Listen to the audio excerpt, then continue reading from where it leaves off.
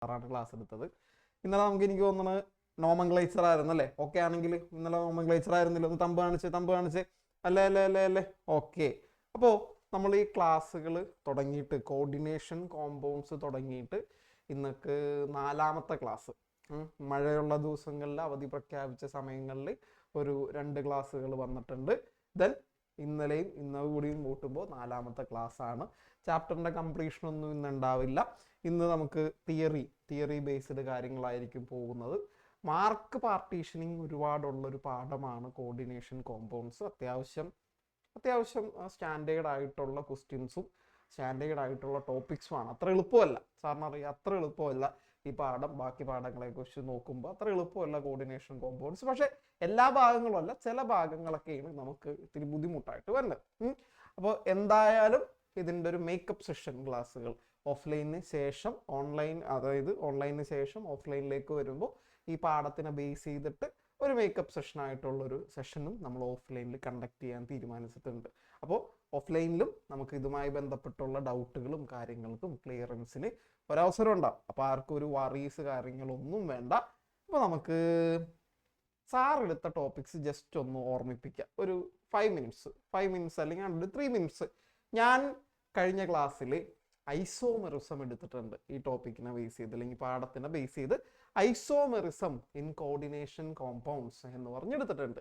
പ്രധാനമായിട്ടും രണ്ടായിട്ട് ഐസോമെറിസത്തിനെ ക്ലാസിഫൈ ചെയ്തിരിക്കുന്നു. കോർഡിനേഷൻ കോമ്പൗണ്ട്സിന്റെ ഐസോമെറിസത്തെ പ്രധാനമായിട്ടും 2ആയിട്ട് ക്ലാസിഫൈ ചെയ്തിരിക്കുന്നു. അതിലൊന്നായിരുന്നു സ്ട്രക്ചറൽ ഐസോമെറിസം, രണ്ടാമത് സ്റ്റീരിയോ ഐസോമെറിസം. ഈ സ്ട്രക്ചറൽ ഐസോമെറിസത്തിൽ തന്നെ 4 പേര് വന്നിരുന്നു. ഏതൊക്കെയായിരുന്നു 4 പേര്? ഒന്ന് ലിങ്കേജ് വന്നിരുന്നു, രണ്ടാമത് അയോണൈസേഷൻ വന്നിരുന്നു, മൂന്നാമത് കോർഡിനേഷൻ വന്നിരുന്നു, നാലാമത് സോൾവേറ്റ് ഐസോമെറിസം വന്നിരുന്നു. ഞാൻ ചോദിക്കുകയാണ്, അല്ലെങ്കിൽ ഇതുകൂടി പറഞ്ഞോട്ടെ, സ്റ്റീരിയോ ഐസോമെറിസം അതിൽ 2 സബ് ഡിവിഷൻസ് ആണ് വന്നത്. ജോമെട്രിക്കലും വന്നിരുന്നു, ഒപ്റ്റിക്കലും വന്നിരുന്നു. ഈ സോൾവേറ്റ് ഐസോമെറിസത്തിന് മറ്റൊരു പേരുണ്ട്. അല്ലെങ്കിൽ സോൾവേറ്റ് ഐസോമെറിസം എന്ന് കേൾക്കുമ്പോൾ തന്നെ ഒരു കാര്യം ആലോചിക്കണം എന്ന് സാർ പറഞ്ഞിരുന്നു. ആരാണ് ആർക്കെങ്കിലും ഓർമ്മയുണ്ട? സോൾവേറ്റ് ഐസോമെറിസത്തിന് മറ്റൊരു പേരോ അല്ലെങ്കിൽ ഇത് കാണുമ്പോൾ പെട്ടെന്ന് വേറൊരാൾ ആലോചിക്കണോ എന്നുള്ളത് ആർക്കെങ്കിലും ഓർമ്മയുണ്ടെങ്കിൽ ഒന്ന് ഡാറ്റ കാണിച്ച്. ആർക്കെങ്കിലും ഓർമ്മയുണ്ടെങ്കിൽ ഇസ്ലിൻ, സിയ, ആരെങ്കിലും സോൾവേറ്റ് ഐസോമെറിസത്തിന് മറ്റൊരു പേര്? എനിവൺ? ആര്യൻ, മനോജ്, അർജുൻ ഏത് സെന്റർ ആണ്? Arjun, good morning Arjun. ഏത് സെന്റർ ആണ് മോൻ? കൊടുങ്ങല്ലൂർ സെന്റർ. ഈ സോൾവേറ്റിന് വേറൊരു പേര് പറഞ്ഞിരുന്നത് ഏതാണ്? Hydrate isomerism. ദെൻ ഹൈഡ്രേറ്റ്, അതിനകത്ത് ഉൾപ്പെടുന്ന ഒരാളുടെ പേര് ആരാണ് അതിനകത്ത് വരുന്നത്? ഒരു മോളിക്യൂളിന്റെ എനിവൺ എൽസ്? ഒരു മോളിക്യൂളിന്റെ ഒരു ഡിഫറൻസിൽ വരുന്നത് വെച്ചാട്ട ആരാണ്? മയൂക. പറഞ്ഞോ മയൂക. H2O, അത്രേ ഉള്ളൂ. Mayuka, very good. സാറ് ചില കാര്യങ്ങൾ പറയുന്നത് നന്നായിട്ട് ശ്രദ്ധിച്ചിരിക്കുക. സോൾവേറ്റ് ഐസോമെറിസത്തിന് മറ്റൊരു പേരുണ്ട്, ഹൈഡ്രേറ്റ്. ഓക്കെ, ഡീഹൈഡ്രേറ്റ് ചെയ്യാന്ന് പറഞ്ഞാലും ഹൈഡ്രേറ്റ് ചെയ്യാന്ന് പറഞ്ഞാലും ഹൈഡ്രജൻ എന്നൊക്കെ പറയുമ്പോൾ അതിൻ്റെയൊക്കെ ഒപ്പം ഓർമ്മ വരേണ്ട ഒരാളാണ് വാട്ടർ മോളിക്യൂൾ അഥവാ H2O മോളിക്യൂൾ. H2O മോളിക്യൂൾസിന്റെ ഡിഫറൻസിനെ ബേസ് ചെയ്തിട്ടുള്ള ഒരു ഐസോമെറിസം ആയിരുന്നു സോൾവേറ്റ് ഐസോമെറിസം. ഇതൊക്കെ വളരെ സിമ്പിൾ ആയിട്ടുള്ള ഐസോമെറിസംസ് ആണ്. ദെൻ അപ്പോൾ നമുക്ക് ലിങ്കേജ് ഐസോമെറിസം, അയോണൈസേഷൻ, കോർഡിനേഷൻ എന്നൊക്കെ പറഞ്ഞ ഐസോമെറിസം ഉണ്ട്. സാറ് ജസ്റ്റ് ഒന്ന് ഓർമ്മപ്പെടുത്തിയതാണ്. ഞാൻ ഓഫ്ലൈനിൽ വരുമ്പോൾ ഇതിൻ്റെ ഫോളോ അപ്പ് എടുക്കും. ജസ്റ്റ് ക്ലാസ് അറ്റൻഡ് ചെയ്ത് പോയിട്ട് കാര്യമില്ല. ഇതിൻ്റെ ഫോളോ അപ്സ് വരും ദിവസങ്ങളിൽ, ഇനി കെമിസ്ട്രി ഉള്ള ദിവസം ഏതാണോ എല്ലാ സെൻറ്ററുകൾക്കും നമ്മൾ ഡയറക്ഷൻ കൊടുത്ത് ഇത് ഒന്ന് പഠിച്ചിട്ട് വരണം കേട്ടോ. ഇതിനെ ബേസ് ചെയ്തൊന്ന് പഠിച്ചിട്ടൊക്കെ വരണം. അപ്പോൾ നമുക്ക് ഇനി ഇന്നത്തെ ടോപ്പിക്കിലേക്ക് പോവാം. സാറേ, ഇന്നത്തെ ക്ലാസ് പ്ലാൻ ഞാനൊന്ന് പറയുന്നതാണ്. ക്ലാസ് പ്ലാൻ ഒന്ന് പറയുന്നത് സാറേ, മുകളിൽ വാലൻസ് ബോണ്ട് തിയറി 52. ഓക്കെ, ഇന്നത്തെ ക്ലാസ്സിൻ്റെ പ്ലാൻ ഒന്ന് സാറ് പറയാം. ഇന്നത്തെ ക്ലാസ് പ്ലാൻ ഉദ്ദേശിക്കുന്നത്, നമുക്ക് 2 തിയറീസ് ഈ ചാപ്റ്ററിൽ ഇനി പെൻഡിങ് ഉണ്ട്. ഒരെണ്ണം സാർ എടുത്തിട്ടുണ്ട്, വെർണേഴ്സ് തിയറി എടുത്തിട്ടുണ്ട്. ഈ ഐസോമെറിസത്തിൻ്റെ അതേ ദിവസം തന്നെ എടുത്തൊരു തിയറി ആയിരുന്നു വെർണേഴ്സ് തിയറി. അത് കൂടാതെ ഒരു തിയറിയാണ് ഈ കിടക്കുന്ന വാലൻസ് ബോണ്ട് തിയറി. ദെൻ CFT എന്നുള്ള ക്രിസ്റ്റൽ ഫീൽഡ് തിയറി എന്നുള്ള രണ്ടാമത് വേറൊരു തിയറി ഉണ്ട്. അപ്പോൾ ഇന്നത്തെ ക്ലാസ്സിൽ സാറ് VBT എന്ന് പറയുമ്പോൾ വാലൻസ് ബോണ്ട് തിയറിയുടെ നോട്ട്സ് പറയുന്നു. ഇതിൻ്റെ ആപ്ലിക്കേഷൻ ഉണ്ട്. ആപ്ലിക്കേഷൻ ജസ്റ്റ് പറയുന്നു, ചെയ്യണ കാര്യം ക്ലാസ്സിൽ ചെയ്യുന്നു, നമ്മൾ ഓഫ്ലൈൻ ആയിട്ട് തന്നെ ചെയ്യുന്നു, അല്ലെങ്കിൽ അതിനൊരു സെപ്പറേറ്റ് സെഷൻ വെക്കുന്നു. വാലൻസ് ബോണ്ട് തിയറിയുടെ ആപ്ലിക്കേഷൻ ചെയ്യാൻ വേണ്ടി സെപ്പറേറ്റ് ഒരു സെഷൻ, അത് ഓൺലൈൻ ആയിട്ടാണെങ്കിലും ഓഫ്ലൈൻ ആണെങ്കിലും സെപ്പറേറ്റ് സെഷൻ. ദെൻ CFTയും എടുക്കുന്നു. അതാണ് ഇന്നത്തെ പ്ലാൻ. കറക്റ്റ് സമയത്തിന് നമ്മൾ ക്ലാസ് നിർത്തും. എന്തായാലും സാറിൻ്റെ പ്ലാൻ സ്റ്റിക്ക് ഓൺ ചെയ്യാൻ വേണ്ടി സാറ് സമയം കൂടുതൽ എടുക്കാനൊന്നും പോകുന്നില്ല. എപ്പോഴാണോ ഇതൊക്കെ പെട്ടെന്ന് തീരുകയാണെങ്കിൽ പെട്ടെന്ന് തീർക്കാം. ഓക്കെ അല്ലേ? ഓക്കെ. 2 തിയറീസ് ആണ് ഇന്നത്തെ ചാപ്റ്ററിൽ പഠിക്കുന്ന. ഒന്ന് വാലൻസ് ബോണ്ട് തിയറി, ഒന്ന് CFT. അതൊക്കെ മനസ്സിലായിരുന്നോട്ടെ. ഞാൻ കുറച്ച് കഴിയുമ്പോൾ VB തിയറി കഴിയുമ്പോൾ ചോദിക്കും CFT എന്താണെന്നൊക്കെ, അല്ലെങ്കിൽ മറ്റേ തിയറി ഏതാണെന്ന് ചോദിക്കും. CFT അതും നമുക്ക് പഠിക്കാനുണ്ട്. അപ്പോൾ വാലൻസ് ബോണ്ട് തിയറിയിൽ പറയുന്ന കാര്യങ്ങൾ സാറേ നോട്ട്സ് എടുത്തേ. താഴെ 63. 2-3 പോയിന്റ്സ് ഉണ്ട്, അത് നമുക്ക് പഠിക്കാം. 2-3 പോയിന്റ്സ് വായിക്കുമ്പോൾ നമുക്ക് കാര്യങ്ങൾ ക്ലിയർ ആവും. ഇവിടെ നോക്കിക്കോ, ഒന്നാമത്തെ പോയിന്റ് ആണ്, in coordination compounds the central metal or ion provides some vacant orbitals. ഇതിൽ കുറച്ച്, അത് ഭയങ്കര ഇമ്പോർട്ടൻ്റ് ആണ്, ഇതിൽ കുറച്ച് വേക്കൻ്റ് ആയിട്ടുള്ള ഓർബിറ്റൽസ് ഉണ്ടാവും. ഇലക്ട്രോൺസിനെ അക്കോമഡേറ്റ് ചെയ്യാൻ പറ്റിയ മുറികൾ ഇവിടെ വേക്കൻ്റ് ആയിട്ട് കിടപ്പുണ്ടാവും. അപ്പോൾ സാറ് പറയുന്നത് ശ്രദ്ധിച്ച്, സാറൊന്ന് മലയാളത്തിൽ പറയാം. സെൻട്രൽ ആറ്റത്തിൽ എന്തുണ്ടാവും? വേക്കൻ്റ് ആയ ഓർബിറ്റൽസ് കിടപ്പുണ്ടാവും. ഇവർക്ക് ഇലക്ട്രോൺസിനെ ആക്സെപ്റ്റ് ചെയ്യാൻ പറ്റും. ആര് കൊടുക്കുന്ന ഇലക്ട്രോൺസ്? ലിഗാൻഡുകൾ. നമ്മൾ പല ലിഗാൻഡ്സ് പഠിച്ചിട്ടുണ്ട് അല്ലെ, ആംബിഡെന്റേറ്റ് ലിഗാൻഡ് എന്നൊക്കെ പറഞ്ഞ് പല ലിഗാൻഡുകൾ പഠിച്ചിട്ടുണ്ട്. അപ്പോൾ ലിഗാൻഡുകൾ ഡൊണേറ്റ് ചെയ്യുന്ന ഇലക്ട്രോൺസിനെ താമസിപ്പിക്കാൻ പറ്റിയ ഒഴിഞ്ഞു കിടക്കുന്ന മുറികൾ എവിടെയുണ്ട്? സെൻട്രൽ ആറ്റത്തിലുണ്ട്. ലിഗാൻഡുകൾ ഡൊണേറ്റ് ചെയ്യുന്ന ഇലക്ട്രോൺസിനെ താമസിപ്പിക്കാൻ എന്ന് പറയുമ്പോൾ അക്കോമഡേറ്റ് ചെയ്യാൻ പറ്റിയ ഒഴിഞ്ഞു കിടക്കുന്ന വേക്കൻ്റ് ആയി കിടക്കുന്ന ഓർബിറ്റൽസ് കോർഡിനേഷൻ കോമ്പൗണ്ടിലെ സെൻട്രൽ മെറ്റൽ ആറ്റത്തിൽ ഉണ്ടാവും. The number of vacant orbitals formed is equal to the coordination number of the metal atom. അപ്പോൾ എത്ര വേക്കൻ്റ് ഓർബിറ്റൽസ് ഉണ്ടോ അതായിരിക്കും അവൻ്റെ കോർഡിനേഷൻ നമ്പർ. ഒന്നാമത്തെ പോയിന്റ് വേഗം പഠിക്കാം. ഇതിൻ്റെ ഒരു പിക്ചോറിയൽ റെപ്രസെൻറ്റേഷൻ, തിയറി എടുക്കുന്നതിൻ്റെ ഇടയിൽ ഒരു പിക്ചോറിയൽ റെപ്രസെൻറ്റേഷൻ സാറ് ഒന്ന് ജസ്റ്റ് കാണിക്കുകയാണ്. നമുക്ക് ഫോർ എക്സാമ്പിൾ 2p എന്നുള്ള ഓർബിറ്റൽ, 2p എന്നുള്ള ഒരു ഓർബിറ്റ്, p ഓർബിറ്റലിൽ എത്ര ഇലക്ട്രോൺസ് വരെ കൊള്ളും? ഒന്ന് സ്ക്രീനിലേക്ക് കാണിച്ച്. p നമ്മൾ 10-ലൊക്കെ പഠിച്ചത് pയിൽ 6 ഇലക്ട്രോൺസ് അല്ലെ, 6 ഇലക്ട്രോൺസ് ആണ് നമുക്കുള്ളത്. അപ്പോൾ ഏതോ ഒരു സെൻട്രൽ മെറ്റൽ ആറ്റം, പേരൊന്നുമില്ല, അവൻ്റെ 2p ഓർബിറ്റൽ ഇങ്ങനെ കിടക്കുകയാണ്. അപ്പോൾ അവൻ 2p ഓർബിറ്റൽസിൽ ഫോർ എക്സാമ്പിൾ ഇവിടെ 2 ഇലക്ട്രോൺസ് ഉണ്ടായിരുന്നു, ഇവിടെയും ഇല്ല. 2px എന്തുണ്ട്? ഇലക്ട്രോൺസ് ഉണ്ട്, സ്പിന്ന് കാണിച്ചിട്ടുണ്ട്. 2pyയും 2pz ഒക്കെ വേക്കൻ്റ് ആയിട്ട് കിടക്കുകയാണ്. ഇതേ ഉദ്ദേശിച്ചുള്ളൂ, ഏതോ ഒരു സെൻട്രൽ ആറ്റത്തിൽ വേക്കൻ്റ് ഓർബിറ്റൽസ് ഉണ്ട്.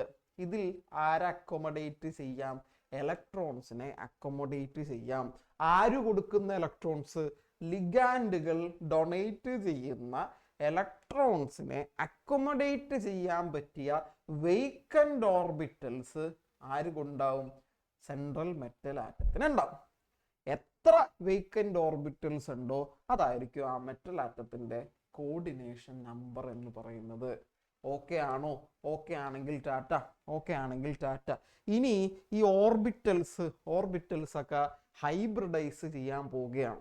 അപ്പോൾ നമ്മൾ +1 പഠിച്ച ഹൈബ്രിഡൈസേഷനെ കുറിച്ച് എന്തെങ്കിലും ഒരു ധാരണ എനിക്ക് പറഞ്ഞു തന്നെ. എന്താണ് ഹൈബ്രിഡൈസേഷൻ? ഇപ്പോൾ എനിക്ക് ചാലക്കുടിയിൽ നിന്നൊക്കെ എൻ്റെ ഒരു സ്റ്റുഡൻറ്റ് എനിക്ക് ഹൈബ്രിഡ് റംബൂട്ടാൻ കൊണ്ടു തന്നിരുന്നു. അതേപോലെ എന്തോ ആയിക്കോട്ടെ, ഇപ്പോൾ നിങ്ങൾ അഗ്രികൾച്ചറിലായിക്കോട്ടെ, എന്താണ് ഹൈബ്രിഡൈസേഷൻ? അഗ്രികൾച്ചർ അതായത് ഇപ്പോൾ ബയോളജി പരമായിട്ട് ബൊട്ടണി പരമായിട്ട് നിങ്ങൾ പഠിക്കുമ്പോൾ ഹൈബ്രിഡ് വെറൈറ്റി തൈകൾ എന്നൊക്കെ പറഞ്ഞ് വിൽക്കാനൊക്കെ വെച്ചേക്കണ്ട, ഹൈബ്രിഡ് മാവ്, ഹൈബ്രിഡ് പ്ലാവ് എന്നൊക്കെ പറഞ്ഞിട്ട്. എന്താണ് ഹൈബ്രിഡൈസേഷൻ? കെമിസ്ട്രിയിൽ +1 പഠിച്ചത് പറ. എന്തെങ്കിലും ഹൈബ്രിഡൈസേഷനുമായി ബന്ധപ്പെട്ട് എന്തെങ്കിലും ഒരു പോയിന്റ്, കറക്റ്റ് എന്താണ് ഹൈബ്രിഡൈസേഷൻ അല്ല, നിങ്ങൾക്ക് ഓർമ്മ വന്നത് എന്തെങ്കിലും ഒന്ന് പറഞ്ഞേ. എന്തെങ്കിലും സാർ ഒരാളെ നമ്മൾ തന്നെ വിളിക്കേണ്ടി വരും. ഇവിടെ അന്നാഷിബു. ഹൈബ്രിഡൈസേഷൻ എന്ന് കേൾക്കുമ്പോൾ കഴിഞ്ഞ വർഷം എക്സാമിനും ഉണ്ടായിരുന്നു.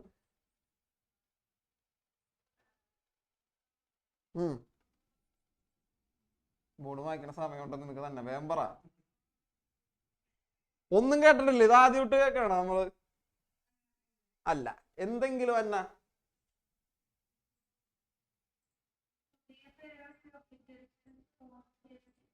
പുതിയ പെയർ ഓഫ് ഓർബിറ്റൽസ് ഫോം ചെയ്യും. ആ പോയിന്റ് സാറിന് ഉപയോഗപ്പെടും. എന്ത് ചെയ്യുമ്പോൾ? ഹൈബ്രിഡൈസ് ചെയ്യുമ്പോൾ പുതിയ പെയർ ഓഫ് ഓർബിറ്റൽസ് ഫോം ചെയ്യും. ഇങ്ങനെ ഫോം ചെയ്യുന്ന ഓർബിറ്റലുകളെ എന്ത് ചെയ്യുന്നു? ഹൈബ്രിഡ് ഓർബിറ്റൽസ് എന്ന് വിളിക്കുന്നു, അല്ലെ? ഇപ്പൊ ഫോർ എക്സാമ്പിൾ നമ്മൾ ഇതല്ല റിയൽ ലൈഫിലേക്ക് പറയണമെങ്കിൽ നമ്മളൊരു ഹൈബ്രിഡ് പ്ലാന്റ് മേടിക്കുക എന്ന് പറയുമ്പോൾ പല ക്വാളിറ്റീസ് ഉള്ള ഒരേ പ്ലാന്റിന്റെ തന്നെ അല്ലെങ്കിൽ ഒരേ സ്പീഷീസിന്റെ തന്നെ പല ക്വാളിറ്റീസ് മിക്സ് ചെയ്ത് നമ്മളൊരു പുതിയ വെറൈറ്റി ഇറക്കുന്നു. അപ്പോൾ ചിലതിന് മധുരം കൂടുതലായിരിക്കും, പെട്ടെന്ന് കായ്ക്കും എന്നൊക്കെ പറഞ്ഞവർ വിൽക്കും. ഇതിന് മധുരം കൂടുതലാണ്, 2 വർഷം കൂടുമ്പോൾ ഇത് കായ്ക്കും, അല്ലെങ്കിൽ 3-ാമത്തെ വർഷം കായ്ക്കും, കുറച്ച് വളം മതി എന്നൊക്കെ പറഞ്ഞ് പെട്ടെന്ന് രോഗപ്രതിരോധ ശേഷി കൂടുതലാണെന്നൊക്കെ പറഞ്ഞ് വിൽക്കും. അപ്പോൾ ക്വാളിറ്റീസ് ഇന്റർമിക്സ് ചെയ്യലാണ് ഈ പറയുന്ന ഹൈബ്രിഡൈസേഷൻ. ഹൈബ്രിഡൈസേഷൻ പഠിക്കുമ്പോൾ തന്നെ അതിനോട് പഠിക്കുന്ന വേറൊരു ടോപ്പിക്കായിരുന്നു ഓവർലാപ്പിംഗ്. ഓർബിറ്റൽസ് ഓവർലാപ്പ് ചെയ്യും. അങ്ങനെ 2 ടൈപ്പ് ബോണ്ടുകൾ ഉണ്ടായിരുന്നു. അപ്പോൾ സാറ് ഇങ്ങനെ മാത്രം എഴുതുന്നു. ഇത് ഏതൊക്കെ ബോണ്ടുകളാണ്? ആരെങ്കിലും ഒന്ന് ടാറ്റ കാണിക്കടാ. ഓവർലാപ്പിങ്ങുമായി ബന്ധപ്പെട്ട് നമ്മൾ പഠിച്ചിട്ടുള്ള 2 ടൈപ്പ് ഓഫ് ബോണ്ടുകൾ ഫസ്റ്റ് ഇയറിൽ പഠിച്ചിട്ടുള്ളത്. സാറെ വിളിച്ചോ, എനിക്ക് ഇവന്റെ പേര് പറഞ്ഞു തന്നാൽ മതി. ഇവന്റെയും പേര് പറഞ്ഞത് ഇസ്മായിൽ. ഇവൻ ഏത് ബോണ്ടാണ്? ഇത് ഈ ചിഹ്നം കണ്ടിട്ട് ഇത് വായിച്ചില്ലെങ്കിൽ ഇടിയാണ്. ഇസ്മായിലെ, ഇത് ഏതാണ് ഈ ചിഹ്നം?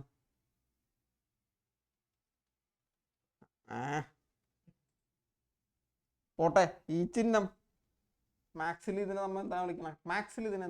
3 പൈ. ഇത് പൈയും ഇത് സിഗ്മയും. പൈ ബോണ്ട്, സിഗ്മ ബോണ്ട് നമ്മൾ പഠിച്ചിട്ടുണ്ട്. എൻഡ് ടു എൻഡ് ഓവർലാപ്പിങ്ങും then side to side overlapping ഒക്കെ വരുമ്പോൾ ഉണ്ടാകുന്ന ചില ബോണ്ടുകൾ. അപ്പോൾ ഇനി നമ്മൾ ഹൈബ്രിഡൈസേഷൻ ജസ്റ്റ് ഒന്ന് നോക്കിയാണ്. ഈ ഓർബിറ്റലുകൾക്കൊക്കെ എന്തെങ്കിലും സംഭവിക്കോ? സാറേ, രണ്ടാമത്തെ പോയിന്റ് വാലൻസ് ബോണ്ട് തിയറിയിലെ രണ്ടാമത്തെ പോയിന്റ് നോക്കാം. The vacant orbitals the vacant orbitals of the metal undergo hybridization. Vacant ആയിട്ടുള്ള ഓർബിറ്റൽസിന്റെ എണ്ണമാണ് കോർഡിനേഷൻ നമ്പർ. ഇവർക്ക് എന്ത് സംഭവിക്കുന്നു? ഹൈബ്രിഡൈസേഷൻ സംഭവിക്കുന്നു. പുതിയ ഓർബിറ്റൽ, അന്ന പറഞ്ഞ പോലെ പുതിയ ഓർബിറ്റലുകൾ ഉണ്ടാകുന്നു. ആ ഓർബിറ്റലുകളെ വിളിക്കുന്ന പേര് ഹൈബ്രിഡ് ഓർബിറ്റൽസ്. ഹൈബ്രിഡൈസേഷന്റെ രീതി ഷേപ്പ് നൽകുന്നു. ഓക്കെ, സാറ് ചോദിക്കുന്നു SP ഹൈബ്രിഡൈസേഷൻ ആണെങ്കിൽ അത് ഏത് ജോമെട്രിയാണ്? എനിവൺ?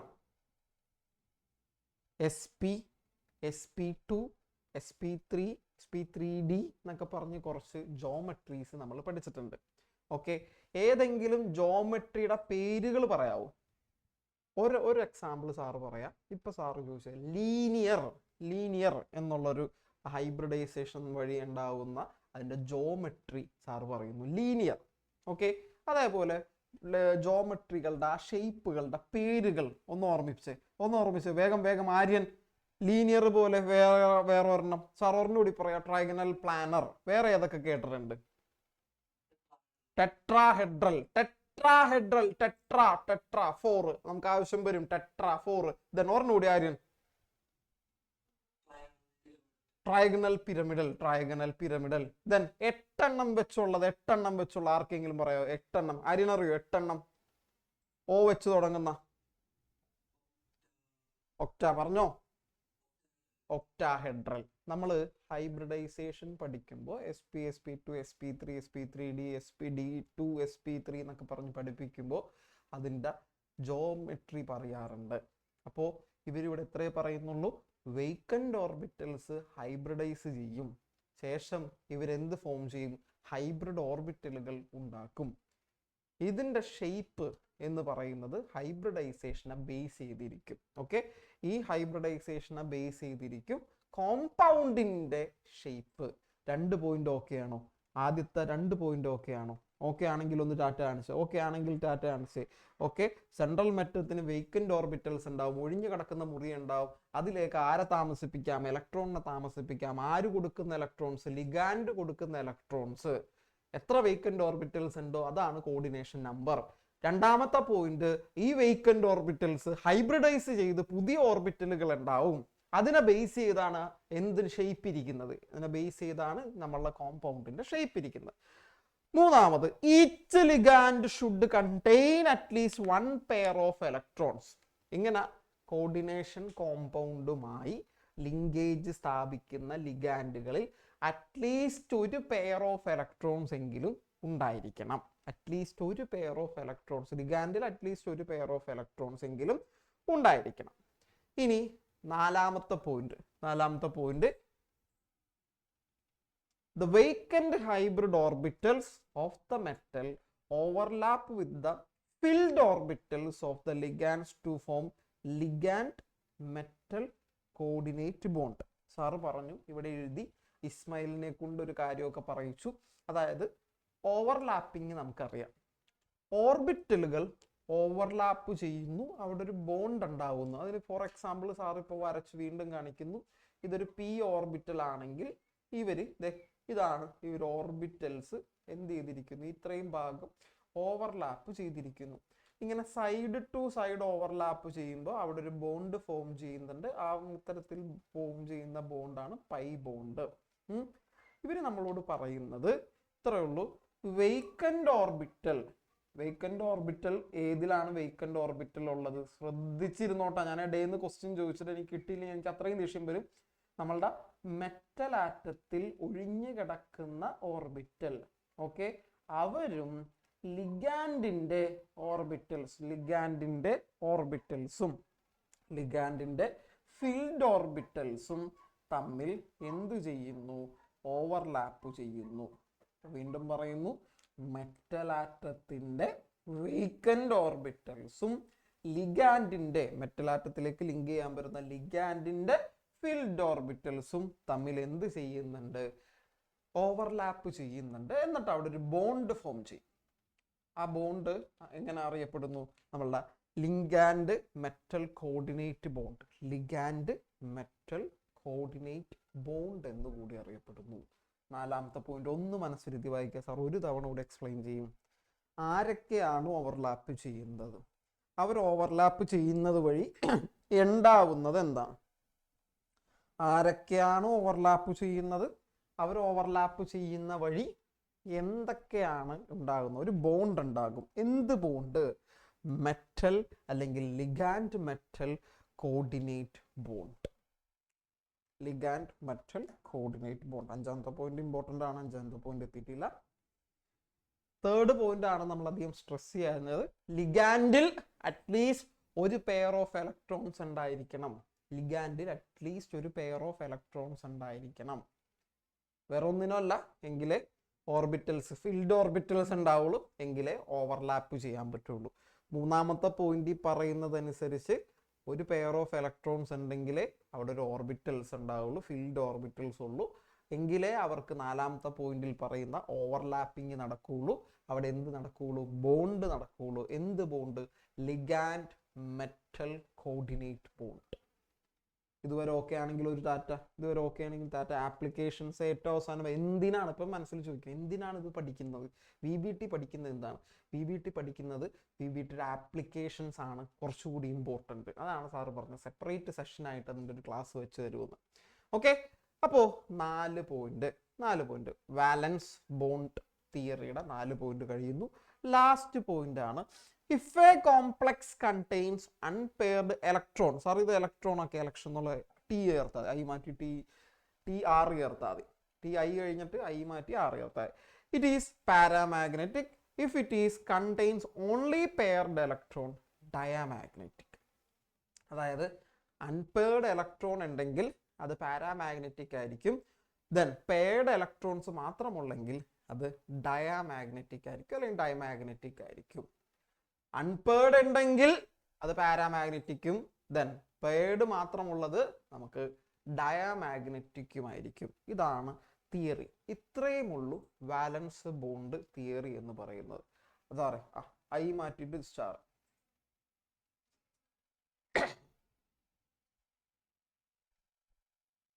ഓക്കെ, അത്രേ ഉള്ളൂ.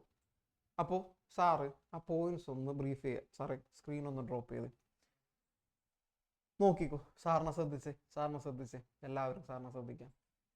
നമ്മൾ പഠിക്കുന്ന ഈ പാഠത്തിലെ 2ാമത്തെ തിയറി ആയിരുന്നു വാലൻസ് ബോണ്ട് തിയറി.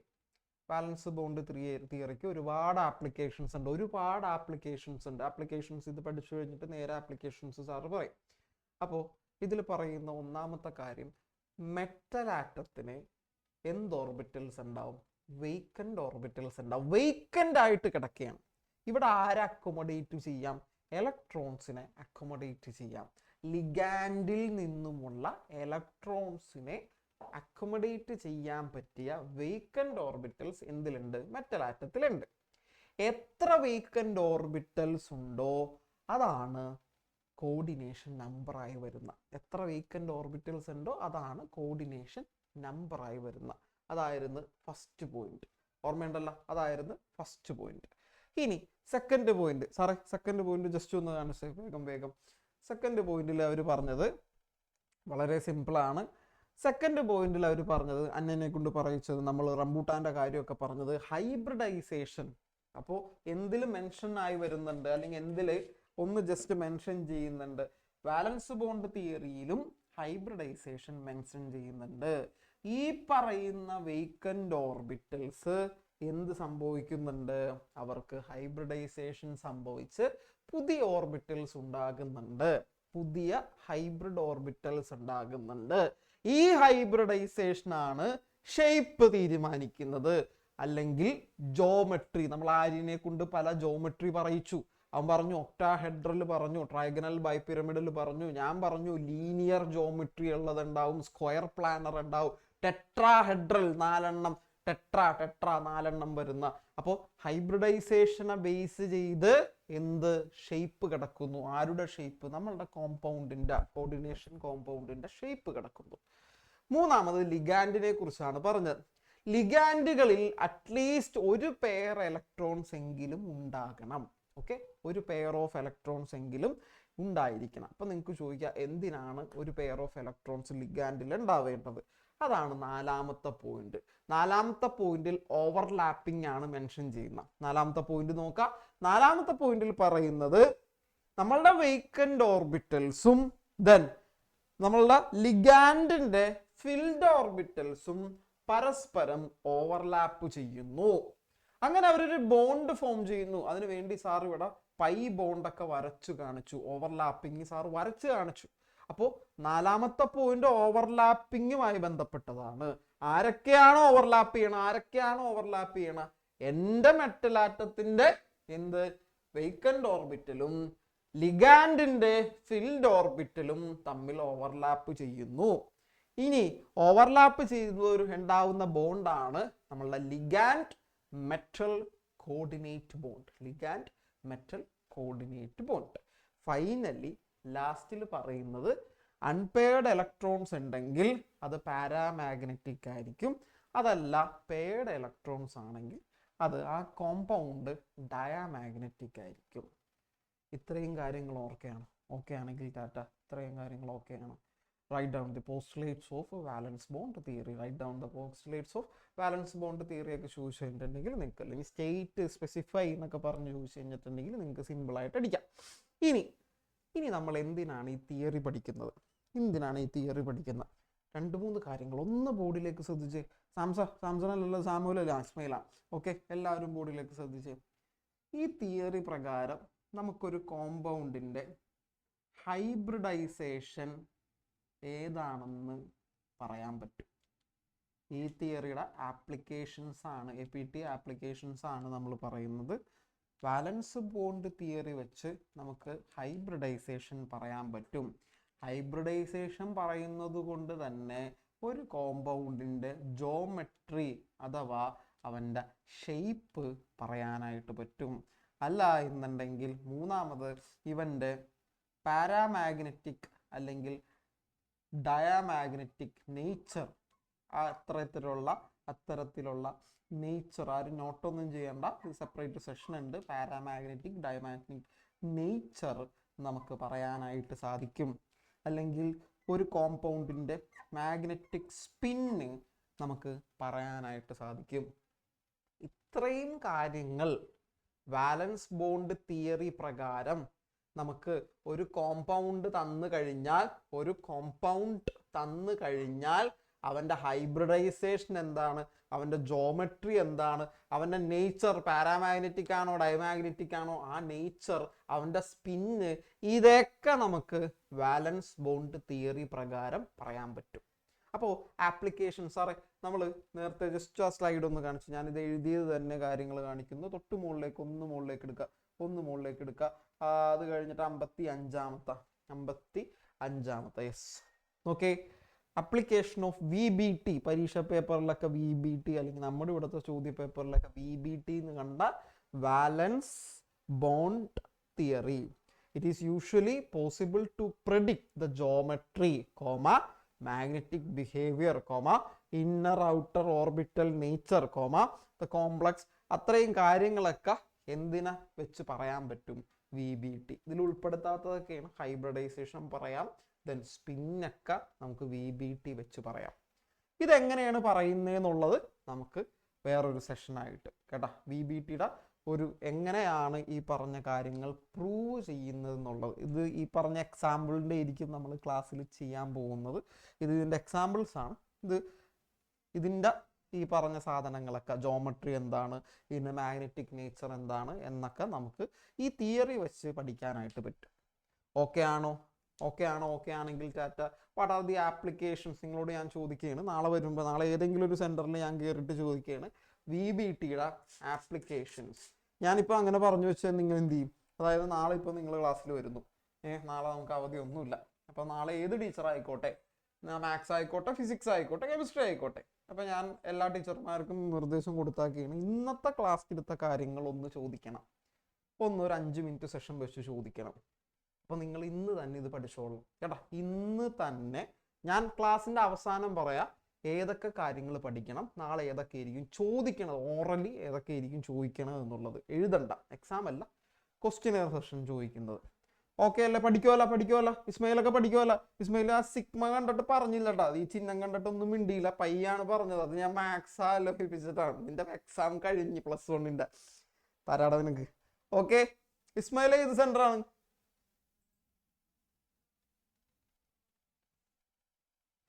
പോയാ ഇസ്മയിലെ?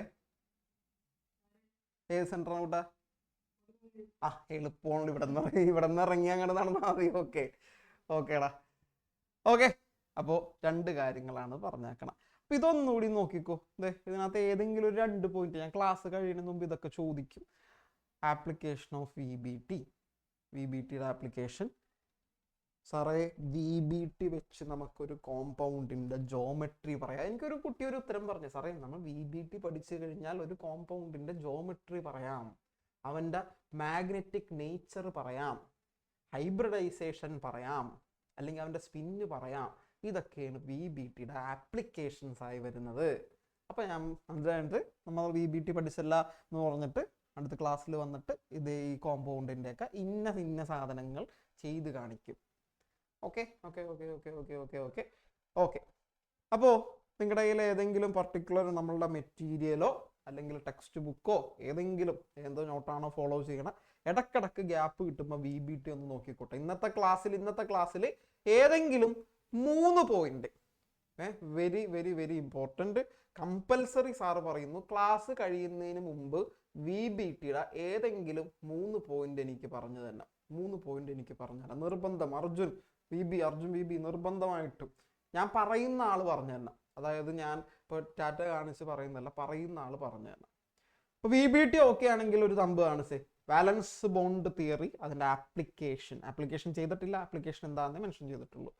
ഇനി ഒരു തിയറി കൂടിയുണ്ട്, അതിൻ്റെ പേര് ഞാൻ പറഞ്ഞിട്ടുണ്ടായി ക്ലാസ്സിൽ.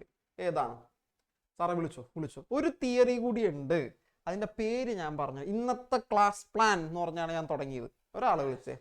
അവിനാഷ്. രണ്ടാമതൊരു തിയറി ഉണ്ട് ഇന്നത്തെ ക്ലാസ്സിൽ, അതിൻ്റെ പേര് 3 അക്ഷരമാണ്. ഏതായിരുന്നത്? ശ്രദ്ധിച്ചിരുന്നോട്ടാ. ഞാൻ സാറിന് അറിയാമല്ലോ, സാറ് ലൂസ് ടോക്ക് പറയൂല. അതായത് ആവശ്യമില്ലാത്ത ഒരു കാര്യം ഞാൻ സംസാരിക്കൂല. ഞാൻ സംസാരിക്കുന്ന ഇപ്പോൾ ഞാൻ റംബൂട്ടാൻ്റെ കാര്യം പറയുമ്പോൾ പോലും ഞാനത് ഹൈബ്രിഡൈസേഷനായിട്ട് കണക്ട് ചെയ്തേ ഞാൻ പറയുള്ളൂ. ഓക്കെ, 2 തിയറിയാണ് ഇന്നത്തെ ക്ലാസ്സിൽ എടുക്കാൻ പോകുന്നത് അല്ലേ ആന്റണി ഷോണെ? അങ്ങനെയല്ലേ ആന്റണി സാറെ ഞാൻ പറഞ്ഞു തുടങ്ങിയത്? അപ്പോൾ ഒരെണ്ണം കൂടി പറഞ്ഞേ. ഒരു തിയറി കൂടി ഉണ്ട്, ആ തിയറിയുടെ പേര് 2-3 തവണ ഞാൻ പറഞ്ഞു. ഒരാളുകൂടി പിക്ക് ചെയ്തേ. റിസ്വാന. അടുത്ത തിയറി ഏതാണ്? 3 അക്ഷരം. ഇതേപോലെ VBT പോലെ 3 അക്ഷരം. ഏതാണ്? CFT. കണ്ട, CFT നോക്കിയതല്ല, ശ്രദ്ധിച്ച് പറഞ്ഞല്ലേ. ഓക്കെ, CFT അതാണ് സാർ എടുക്കാൻ പോണത്. അതെ, നോക്കിക്കോട്ടെ. അവിനാശം നോക്കുക, ശ്രദ്ധിച്ചോട്ടെ. നിന്നോട് ഒരു ക്വസ്റ്റ്യനോട് ഞാനിന്ന് പോണെന്ന് ഉപയോഗിക്കും. CFT very important. സാറ് നിങ്ങൾക്ക് ഒരു കാര്യം ഓഫർ ചെയ്യാം. അതായത് ക്ലാസ്സിൽ നന്നായിട്ട് ശ്രദ്ധിച്ചിരിക്കാം. ഓൺലൈൻ ആയിക്കോട്ടെ, ഓഫ്ലൈൻ ആയിക്കോട്ടെ. ഇപ്പോൾ ഓൺലൈനായിട്ടാണ് നമ്മൾ ഇന്നിപ്പോൾ CFT പഠിക്കാൻ പോകുന്നത്. CFTയിൽ ഒരു പിക്ചർ ഡ്രോ ചെയ്യലും കാര്യങ്ങളൊക്കെ കിടപ്പുണ്ട്. സാർ ഇത് നമ്മുടെ എല്ലാം ഓർമ്മയുള്ള ഇവിടെ ഇഷ്ടംമാതിരി പണ്ടല്ലോ.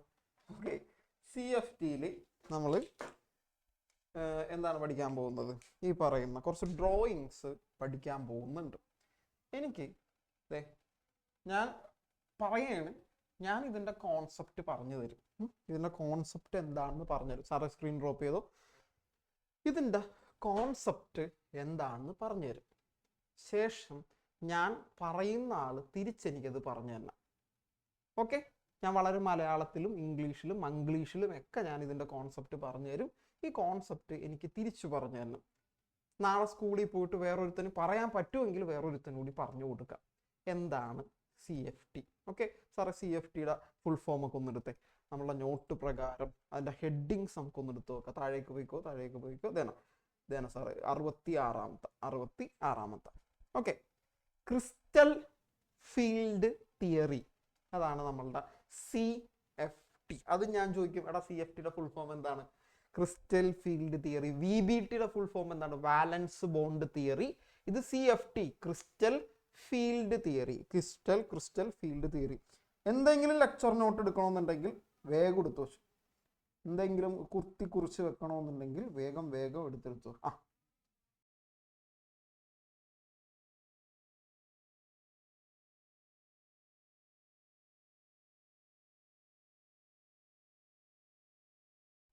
മൊത്തം ഞാൻ എടുക്കപ്പാ.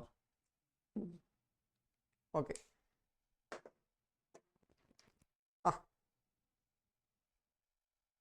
ഞാൻ ആന്റണി സാറിനും എനിക്കും ഞങ്ങൾ ഉദ്ദേശിച്ച സ്റ്റുഡിയോ കിട്ടിയില്ല. അപ്പം ഞങ്ങൾ ഇത്തിരി ഡിസ്കസ്റ്റഡാണ് ഞങ്ങൾ. അത്ര ഇതല്ല, ഇവിടെ എനിക്ക് AC വർക്ക് ചെയ്യണില്ല മക്കളെ. പുറത്ത് തണുപ്പാണെങ്കിലും ഉള്ളിൽ ചൂടെന്ന് പറഞ്ഞാൽ ഇത്തിരി കുറച്ചധികം ചൂട് വരുന്നുണ്ട്. ഓക്കെ, അപ്പോൾ CFTയുടെ ഫുൾ ഫോം എന്താണ്? Crystal field theory. ഇനി ഫോർ എക്സാമ്പിൾ നോക്കിക്കോ. അതിൻ്റെ നോട്ട് ഒന്നെടുത്തേ സാറേ. ജസ്റ്റ് അതിൻ്റെ നോട്ട്. അതല്ല, ബാക്ക് അടിച്ചേ. അതല്ല സാറേ, വേറെ സ്ലൈഡ്.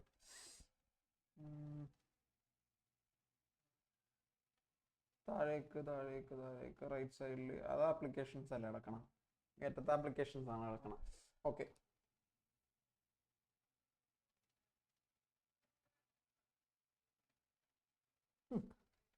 മതി. സ്ക്രീൻ ഡ്രോപ്പ് ചെയ്തോട്ടോ. നോക്കിക്കോ, CFTയുടെ കോൺസെപ്റ്റ് ആണ് സാറ് പറയാൻ പോകുന്നത്. അതിൽ ഒരു ഒരു ഒരു മെറ്റൽ ആറ്റം, നമ്മളുടെ സെൻട്രൽ മെറ്റൽ ആറ്റം, അവൻ്റെ ഡി ഓർബിറ്റൽ പ്രത്യേകം എടുത്ത് പറയുന്നു, അവൻ്റെ ഡി ഓർബിറ്റൽ. ഓക്കെ, അപ്പോൾ ഏതൊക്കെയോ ക്ലാസ്സിൽ അവൻ്റെ ഡി ഓർബിറ്റൽ നമ്മൾ പാർട്ടീഷൻ ചെയ്ത് എത്രയാക്കാറുണ്ട്. ഡി ഓർബിറ്റൽസിന് നമ്മൾ സ്പിന്ന് മെത്തേഡ് വെച്ച് കാണിക്കുമ്പോൾ കുറച്ച് പേരൊക്കെ കാണിക്കുന്നുണ്ട്, എത്രയാക്കാറുണ്ട്? 5 ആക്കാറുണ്ട് അല്ലേ? 5.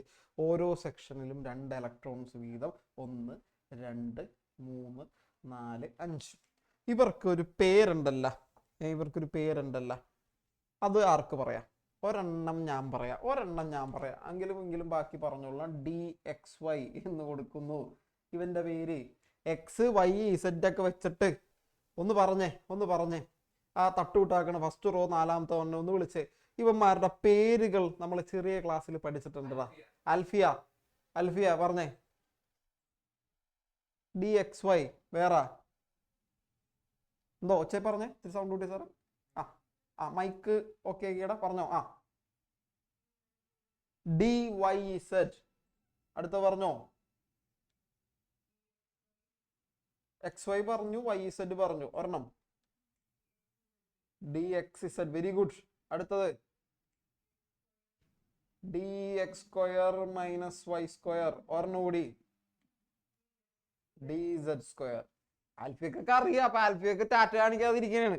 ഓക്കെ, അപ്പോ ഈ പേരുകൾ അറിയാത്തവർ ഇപ്പൊ തന്നെ പഠിച്ചോട്ടാ. പേരുകൾ അറിയാത്തത് ഓർബിറ്റൽസിന് നമ്മളൊരു സെക്ഷനിൽ നെയിം കൊടുത്തിരുന്നു. DXY, DXZ, DYZ, DXZ, DX² - Y², then minus ഉണ്ട് DX² - Y², DZ². അങ്ങനെ നമ്മൾ ഇതായിട്ട് കൊടുത്തിരുന്നു. ഓക്കെ, ഡി ഓർബിറ്റൽസ് ആണ് സാറ് വരച്ചു വെച്ചിരിക്കുന്ന. ഏത് ഓർബിറ്റലാണ്? ഡി ഓർബിറ്റൽസ് ആണ്. ഇവർ ഇത്രേ ഉള്ളൂ. The crystal field theory is an electrostatic model which considers metal ligand bond as ionic. Here the ligands are treated as point charges, dipoles and degeneracy gaseous metal has same energy. ഇത്രേ ഉള്ളൂ. അതായത് CFT പ്രകാരം ശ്രദ്ധിച്ചോ, CFT പ്രകാരം, crystal field theory പ്രകാരം metal ligand bond നമുക്കറിയാലോ എന്താണ്. മെറ്റലും നമ്മളുടെ സെൻട്രൽ മെറ്റൽ, ഓക്കെ, സെൻട്രൽ നിന്ന് കാണിക്കുന്നില്ല, മെറ്റൽ ലിഗാൻഡ് ബോണ്ട് അവർ പറയുന്നത് അയോണിക് ആയിട്ടാണ് ട്രീറ്റ് ചെയ്യുന്നത്. ഓക്കെ, അവർ പറയുന്നു ഇത് പ്യുവർലി അയോണിക് ആയിട്ടാണ് മെറ്റൽ ലിഗാൻഡ് ബോണ്ടിനെ CFT പ്രകാരം ട്രീറ്റ് ചെയ്യുന്ന. CFTയിൽ സംഭവിക്കുന്ന കോൺസെപ്റ്റിലേക്ക് വീണ്ടും വരുന്നു.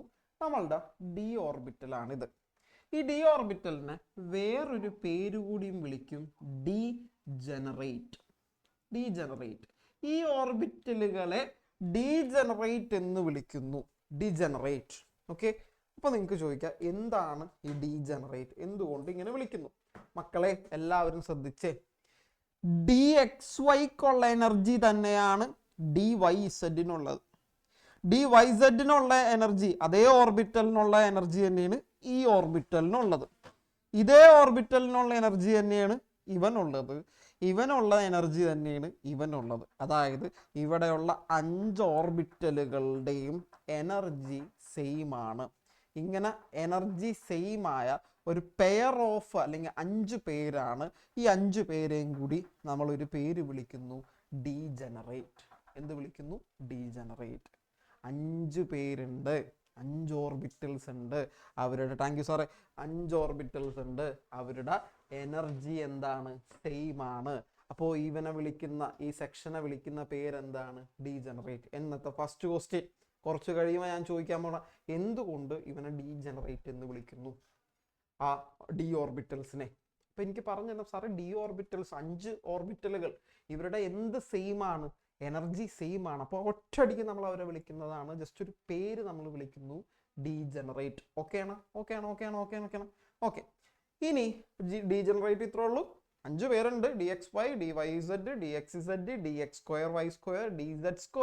5 ഓർബിറ്റലുകളുടെയും എനർജി സെയിം ആണ്. They are combinely called degenerate. ഇനി ഈ 5 പേര് ഒരുമിച്ചിരിക്കുകയാണെന്ന് കരുതാം. ഇവർക്ക് ചുറ്റുമായിട്ട് കുറച്ച് ലിഗാൻഡുകൾ വരുന്നു. ഇവർക്ക് ചുറ്റുമായിട്ട് ആര് വരുന്നു? ലിഗാൻഡുകൾ വരുന്നു, ലിഗാൻഡ്സ് വരുന്നു. എന്നെ പഠിപ്പിച്ച സാറ് എന്നോട് പറഞ്ഞു, നേടാ നിങ്ങൾ 5 പേരിരിക്കുകയാണ്, 5 പേരിരിക്കുകയാണ്, നിങ്ങൾ ജൂനിയേഴ്സ് 5 പേരിരിക്കുകയാണ്. സ്കൂളിൽ എത്രത്തോളം ഇടിയുണ്ടെന്ന് എനിക്കറിയില്ല. നിങ്ങളെ തല്ലാൻ വേണ്ടി കുറച്ച് സീനിയേഴ്സ് വരെയാണ്. നമുക്ക് കുറച്ചധികം നമുക്ക് തല്ലി നിൽക്കുന്ന ഒരു ഓപ്ഷൻ കൂടി ഇല്ല, തിരിച്ച് തല്ലുന്ന ഓപ്ഷൻ ഇല്ല. അപ്പോൾ നമ്മളെ ചുറ്റുമായി നിങ്ങൾ 5 പേരിരിക്കുന്നു, നിങ്ങളെ തല്ലാൻ വേണ്ടിയിട്ട് കുറച്ച് പേര് വരുന്നു. ഫോർ എക്സാമ്പിൾ ഒരു 6 പേരോ അല്ലെങ്കിൽ ഒരു 4 പേരോ വരുന്നു. തിരിച്ച് തല്ല എന്നുള്ള ഓപ്ഷൻ ഇല്ല, ഓടുക എന്നുള്ള ഓപ്ഷനേ ഉള്ളൂ. ഓക്കെ, അപ്പോൾ നമ്മൾ ഈ 5 ഓർബിറ്റൽസ് തല്ലാൻ ചുറ്റും ആളുകൾ വരുമ്പോൾ പ്രത്യേകം എടുത്ത് പറയുന്നു, ചുറ്റും ആളുകൾ വന്നു കഴിഞ്ഞാൽ ആരാണ് വരുന്നത്? ലിഗാൻസ് ആണ് വരുന്നത്. ആരാണ് വരുന്നത്? ലിഗാൻസ് ആണ് വരുന്നത്. ഓക്കെ, ലിഗാൻസ് വരുമ്പോൾ ഇവര് സ്പ്ലിറ്റ് ആവും. 5 പേരെന്താവും? സ്പ്ലിറ്റ് ആവും. ഡീജനറേറ്റ് സ്പ്ലിറ്റ് ആവും. ഓക്കെ ആണോ? ആര് വരുമ്പോൾ? നെഗറ്റീവ് ലിഗാൻഡുകൾ, ലിഗാൻസ് വരുമ്പോൾ നമ്മളുടെ ഡീജനറേറ്റ് സ്പ്ലിറ്റ് ആകുന്നു. ഇതാണ് ക്രിസ്റ്റൽ ഫീൽഡ് സ്പ്ലിറ്റിംഗ് എന്ന് പറയുന്നത്. ആര് വരുമ്പോൾ? ലിഗാൻഡുകൾ വരുമ്പോൾ, ലിഗാൻഡുകൾ ചുറ്റും കൂടുമ്പോൾ ഈ നമ്മളുടെ ഡീജനറേറ്റ്, ഒരേ എനർജി ഉള്ള ഡി ഓർബിറ്റൽസിനെ ഒറ്റ പേര് വിളിക്കുന്നതാണ് ഡീജനറേറ്റ്. ഇവര് സ്പ്ലിറ്റ് ആകുന്നു.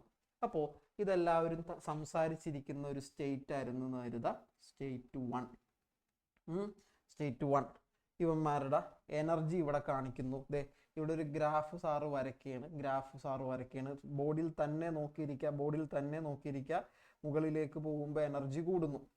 അപ്പോൾ നമ്മളുടെ ഡി ഓർബിറ്റൽസ് സ്റ്റേറ്റ് 2യിലേക്ക് ആദ്യം തന്നെ ഓടണുമ്പോൾ സമയത്ത് എനർജി ഒന്ന് സംഭരിക്കുകയാണ്. അപ്പോൾ സ്റ്റേറ്റ് 1നേക്കാൾ കൂടുതലാണ് സ്റ്റേറ്റ് 2യിലേക്ക് എത്തുമ്പോൾ. സ്റ്റേറ്റ് 1, 2, 3, 4, 5 പേരുകൾ ഞാൻ വേണമെങ്കിൽ വീണ്ടും എഴുതാം. DXY, DYZ, DXZ, then DX² - Y², DZ². അപ്പോൾ ഇത് സ്റ്റേറ്റ് 2 എന്ന് കൂടി എഴുതുന്നു, സ്റ്റേറ്റ് 2. അപ്പോൾ ഡീജനറേറ്റ് ഉണ്ട്. ലിഗാൻഡുകൾ ചുറ്റും കൂടുമ്പോൾ നെഗറ്റീവ് ചാർജ്, നെഗറ്റീവ് ഫീൽഡ് ഉള്ള ലിഗാൻഡുകൾ ചുറ്റും കൂടുമ്പോൾ ഇവന്മാർ സ്പ്ലിറ്റ് ചെയ്യാൻ പോകണം. ഇപ്പോഴും സ്പ്ലിറ്റ് ചെയ്തിട്ടില്ല. ഇവരുടെ എനർജി എന്ത് ചെയ്തിട്ടുണ്ട്? എനർജി കൂടിയിട്ടുണ്ട്, ഇപ്പോഴും സ്പ്ലിറ്റ് ചെയ്തിട്ടില്ല. ഇവർ സ്പ്ലിറ്റ് ചെയ്യുകയാണ് മക്കളെ. ഇവർ സ്പ്ലിറ്റ് ചെയ്യാൻ പോവുകയാണ്. ആരാണ് സ്പ്ലിറ്റ് ചെയ്യുന്ന? എൻ്റെ ഡീജനറേറ്റ്. അപ്പൊ ഞാൻ ഡീജനറേറ്റ് എന്നൊരു 4-5 തവണ പറഞ്ഞു. എന്താണ് ഡീജനറേറ്റ്? ഒരാളെ വിളിച്ച്, അബി, എന്താണ് ഡീജനറേറ്റ് എന്ന് പറഞ്ഞാൽ എന്തുകൊണ്ട് ഉദ്ദേശിക്കുന്നത്? ആരുടെ എനർജി?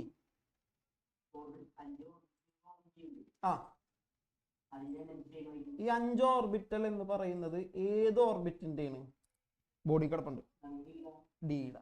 ഓക്കെ, എല്ലാവർക്കും ക്ലിയർ ആണല്ലോ?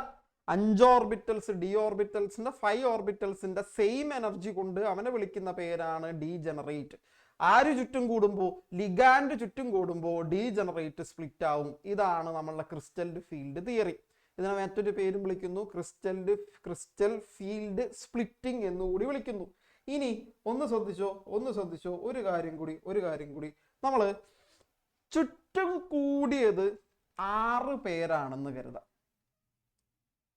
ചുറ്റും കൂടിയ ലിഗാൻസ് 6 ലിഗാൻഡുകളാണ്. വേണ്ട, 4 പേരാണ് ചുറ്റും കൂടിയത്. നമ്മളെ തല്ലാൻ വേണ്ടി വന്ന സീനിയേഴ്സ് എത്ര പേരുണ്ട്? 4 പേരാണെന്ന് കരുതാം. 4 ലിഗാൻസ് ആണ് നമ്മളുടെ ചുറ്റും കൂടിയത്. ഇവരെ തല്ലാൻ വേണ്ടി ചുറ്റും കൂടിയത് 4 ലിഗാൻസ് ആണെന്ന് കരുതാം. ഇവർ സ്പ്ലിറ്റ് ആവും, അത് ഉറപ്പാണ്. ഇവർ സ്പ്ലിറ്റ് ആവും. 4 പേരെന്ന് പറയുമ്പോൾ ടെട്രാഹെഡ്രൽ സ്പ്ലിറ്റിംഗ് എന്ന് പറയും. ടെട്രാഹെഡ്രൽ സ്പ്ലിറ്റിംഗ് എന്ന് പറയുന്നു. ടെട്ര ഓർത്താൽ മതി. ചുറ്റും കൂടിയ ലിഗാൻസ്, ഇവർക്ക് ചുറ്റും സ്പെറിക്കലി വന്ന ലിഗാൻസുകൾ ടെട്രാഹെഡ്രൽ ആണ്. ഫോർ എക്സാമ്പിൾ, ഞാനാണ് ഡീജനറേറ്റ്. എന്നെ ശ്രദ്ധിച്ചോ, ഞാനാണ് ഡീജനറേറ്റ്.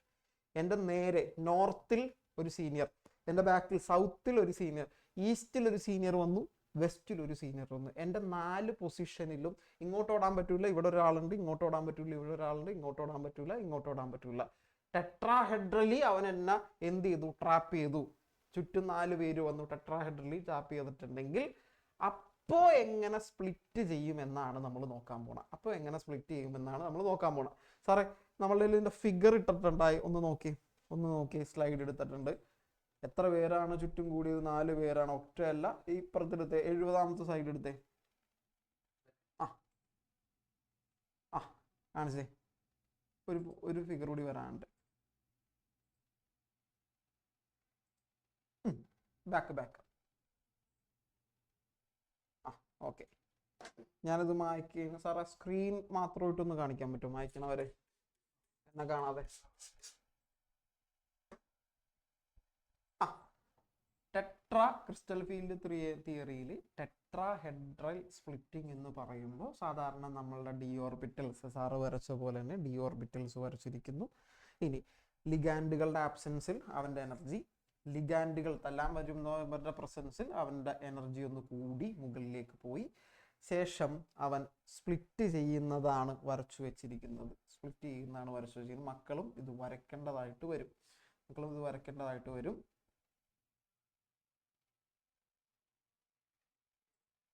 സാർ ഒന്ന് ബോർഡ് മായ്ച്ചോട്ടെ.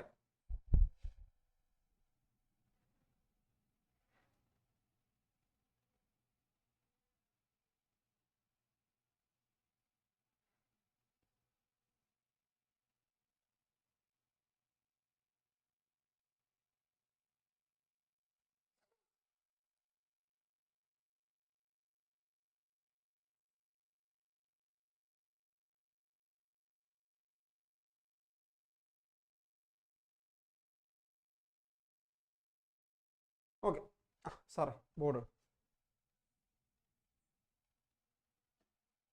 കാണിച്ചു സാർ. ഓക്കെ. അപ്പോൾ നോക്കി ബോർഡിലേക്ക് നോക്കി.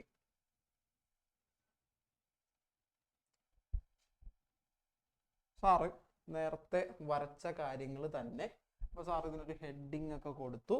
എന്ത് കൊടുത്തു? ക്രിസ്റ്റൽ ഫീൽഡ് തിയറിയിൽ തന്നെ ടെട്രാഹെഡ്രൽ സ്പ്ലിറ്റിംഗ് എന്ന് പറയുമ്പോൾ 4 പേര്, ഇവൻ്റെ ചുറ്റുമായിട്ട് 4 പേര് വരുന്നതായിട്ട് സങ്കല്പിക്കുക. ആരാണ് ഈ 4 പേര്? 4 ലിഗാൻഡുകൾ വരുന്നതായിട്ട് സങ്കല്പിക്കുക. നെഗറ്റീവ് ചാർജുള്ള, നെഗറ്റീവ് ഫീൽഡുള്ള 4 പേര് വരുന്നതായിട്ട് സ്പ്ലിറ്റ് ചെയ്യുക. അപ്പോൾ ഇവന്മാരുടെ എനർജി ജസ്റ്റ് ഒന്ന് കൂടുന്നു, ശേഷം ഇവർ സ്പ്ലിറ്റ് ചെയ്യുന്നു. സാറേ സ്പ്ലിറ്റ് ചെയ്യുന്നു എന്ന് വെച്ചാൽ മക്കളിത് വരക്കണം കേട്ടോ. മക്കളിത് വരക്കലാണ് ക്വസ്റ്റ്യൻസ് വരുന്നത്. വരച്ചിരിക്കുന്നത് നോക്കാം. ഇവിടെ ഈ സെന്ററിൽ ഇങ്ങനെ ഒരു ലൈൻസ് നമ്മൾ ഡ്രോ ചെയ്യും.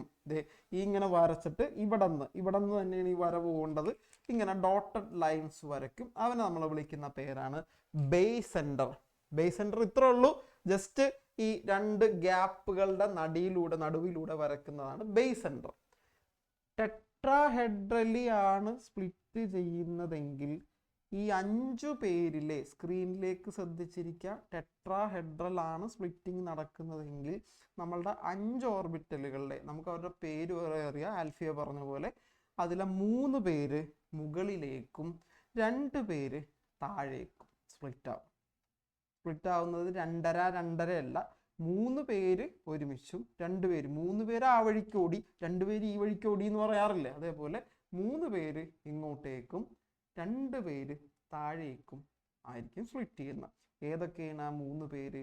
XY, YZ, XZ മുകളിലും, ദെൻ താഴേക്ക് X², Y², then Z². Square ഉള്ളവർ താഴെ, അങ്ങനെ ഓർത്തിരിക്കുക, സ്ക്വയർ ഉള്ളവർ താഴെ. നമ്മളുടെ ഉദ്ദേശം ഡ്രോ ടെട്രാ ഫീൽഡ് സ്പ്ലിറ്റിംഗ് എന്ന് പറയുമ്പോൾ കാണാതെ വരക്കാൻ പറ്റണം. അപ്പോൾ മക്കൾ ആദ്യം എന്ത് ചെയ്യുന്നു? ഡി ഓർബിറ്റൽസ് വരയ്ക്കുന്നു. ഇത് ആബ്സെൻസിലാണ്, ലിഗാൻഡുകൾ തല്ലാൻ ആരും വന്നിട്ടില്ല. ശേഷം എനർജി കൂടുന്നു എന്ന് ജസ്റ്റ് കാണിക്കാൻ വേണ്ടിയിട്ട് ജസ്റ്റ് ഇങ്ങനെ ഒരു ഡ്രോ ചെയ്ത് ഒരു ഗ്രാഫ് പോലെ energy. In presence of ligand എന്ത് ചെയ്യുന്നു? ആ സ്റ്റേറ്റ് 1 വരച്ച് സ്റ്റേറ്റ് 2 കാണിച്ചിട്ട് ശേഷം അവർ സ്പ്ലിറ്റ് ചെയ്യുകയാണ്. ഇങ്ങനെ സ്പ്ലിറ്റ് ചെയ്യുമ്പോൾ 3 പേര് മുകളിൽ, താഴെ 2 പേര്. താഴെ സ്ക്വയർ ഉള്ളവർ ഏത് ഓർബിറ്റൽസ് ആണ്? സ്ക്വയേർഡ് ഓർബിറ്റൽസ് താഴെ വരക്കുക, അല്ലാത്തവരൊക്കെ മുകളിൽ വരക്കുക. നമുക്ക് ടെട്രാഹെഡ്രൽ കൂടാതെ ഒരു സ്പ്ലിറ്റിംഗ് കൂടി പഠിക്കാനുണ്ട്. അപ്പൊ 2 ഫിഗർ ഉണ്ട്. ഇതേ കോൺസെപ്റ്റ് 2 ഫിഗർ കിടപ്പുണ്ട് മക്കളെ. അപ്പോൾ ഈ ഫിഗർ ക്ലിയർ ആയിട്ട് വേണം അടുത്ത ഫിഗർ വരയ്ക്കാൻ. ഈ ഫിഗർ ക്ലിയർ ആയിട്ട് വേണം അടുത്ത ഫിഗർ വരയ്ക്കാൻ. Okay okay okay. ഇതുവരെ ഓക്കെ ആണെങ്കിൽ തമ്പ് കാണിച്ചേ. ഇതുവരെ ഓക്കെ ആണെങ്കിൽ തമ്പ് കാണിച്ചേ. ഓക്കെ. ഇനി നമുക്ക് പഠിക്കേണ്ടത് ഇവിടെ കുറച്ച് ടേമുകൾ എഴുതി വെച്ചിട്ടുണ്ട്. അത്രയും പഠിച്ചാൽ മതി. ഇവിടെ എഴുതി വെച്ചിരിക്കുന്ന ടേംസ് നമുക്കൊന്ന് എഴുതി വെച്ചിട്ടുണ്ട്. അത് നമുക്ക് നോക്കാം. ഓക്കെ, നമുക്ക് നോക്കാം. ശ്രദ്ധിച്ചോ. ഇപ്പം എല്ലാവരും പേനയൊക്കെ താഴെ വെക്കുക. ഇവിടെ ഈ എനർജി, ഈ സെറ്റിനെ വിളിക്കുന്ന പേരാണ് T2. ഈ സെറ്റിനെ വിളിക്കുന്ന പേരാണ് T2. ഈ പേര് പഠിച്ചു വെച്ചോ. രണ്ടാമത് പഠിക്കുന്ന ഫിഗറിലും ഇയാൾ വരും. ഇയാൾ കൂടാതെ ഒരാൾ വരുമെന്നുള്ളൂ. ഈ മുകളിൽ വരച്ചിരിക്കുന്ന 3 ആളെ കാണിക്കാനുള്ള പേര് T2 എന്ന് വിളിക്കും. ദെൻ ഇയാളെ വിളിക്കുന്ന പേര്, ഈ സെറ്റിനെ വിളിക്കുന്ന പേര് E എന്ന് മാർക്ക് ചെയ്യും. ഈ സെറ്റിനെ വിളിക്കുന്ന പേര് E എന്ന് മാർക്ക് ചെയ്യും. ഇത് നമ്മളുടെ എനർജി ഗ്യാപ്പാണ്. Energy gap. ഇവനേക്കാളും എനർജി കുറവാണ് ഈ സ്പ്ലിറ്റ് ചെയ്ത് പോയിരിക്കുന്നവന്. ഇവരുടെ ഇടയിലുള്ള സ്പേസിനെ വിളിക്കുന്ന പേരാണ് എനർജി ഗ്യാപ്പ്. Energy gap. അത്രയും കാര്യങ്ങൾ നോട്ട് ചെയ്യാം. DXY, YZ, XZ മുകളിൽ അവർ T2, ഇവർ താഴെ ഇവർ E ആണ്. ഈ സ്പേസ് ആണ് ഡെൽറ്റ വെച്ചിട്ടുള്ള ഈ സ്പേസ് ആണ്. ദെൻ അത് എനർജി ഗ്യാപ്പാണ്. ഇനി ഇവിടെ ഡെൽറ്റ T എന്ന് എഴുതിയിരിക്കുന്നത് ടെട്രാഹെഡ്രൽ സ്പ്ലിറ്റിങ്ങിൻ്റെയാണ് T സൂചിപ്പിക്കുന്നത്. ടെട്രാ ആയതുകൊണ്ട് T കാണിച്ചിരിക്കുന്നു. ഇവിടുത്തെ എനർജി ഗ്യാപ്പിനെ സൂചിപ്പിക്കാൻ, എനർജിയിലുള്ള ഡിഫറൻസ് സൂചിപ്പിക്കാൻ ഡെൽറ്റ യൂസ് ചെയ്യുന്നു. ടെട്രാഹെഡ്രൽ സ്പ്ലിറ്റിംഗ് ആണെന്ന് സൂചിപ്പിക്കാൻ Tയും, ടെട്രാഹെഡ്രൽ സ്പ്ലിറ്റിംഗ് ആണെന്ന് സൂചിപ്പിക്കാൻ Tയും, ഇവിടുത്തെ എനർജി ചേഞ്ച് കണ്ട, മുകളിലുള്ളവർക്കാണ് എനർജി കൂടുതൽ, താഴെയുള്ളവർക്ക് എനർജി കുറവായിരിക്കും. നമ്മളിവിടെ ഗ്രാഫ് നോട്ട് ചെയ്തിട്ടുണ്ട്. എനർജി ചേഞ്ച് കാണിക്കാൻ വേണ്ടി ഡെൽറ്റ ഉപയോഗിക്കുന്നു.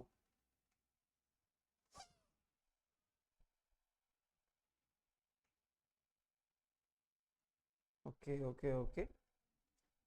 ചില ടെക്സ്റ്റിൽ 2/5 3/5 എന്നും, ചിലതിൽ 0.4 0.6 എന്നും 0.4 എന്നും 0.6 എന്നും. അത് സാറ് പറഞ്ഞുതരാം.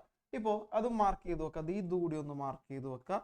ഇത്രയും സെറ്റ് 2/5 T എനർജി ഗ്യാപ്പ് 2/5ഉം ഇത് 3/5 ഇത് മാർക്ക് ചെയ്ത് വെക്കാം.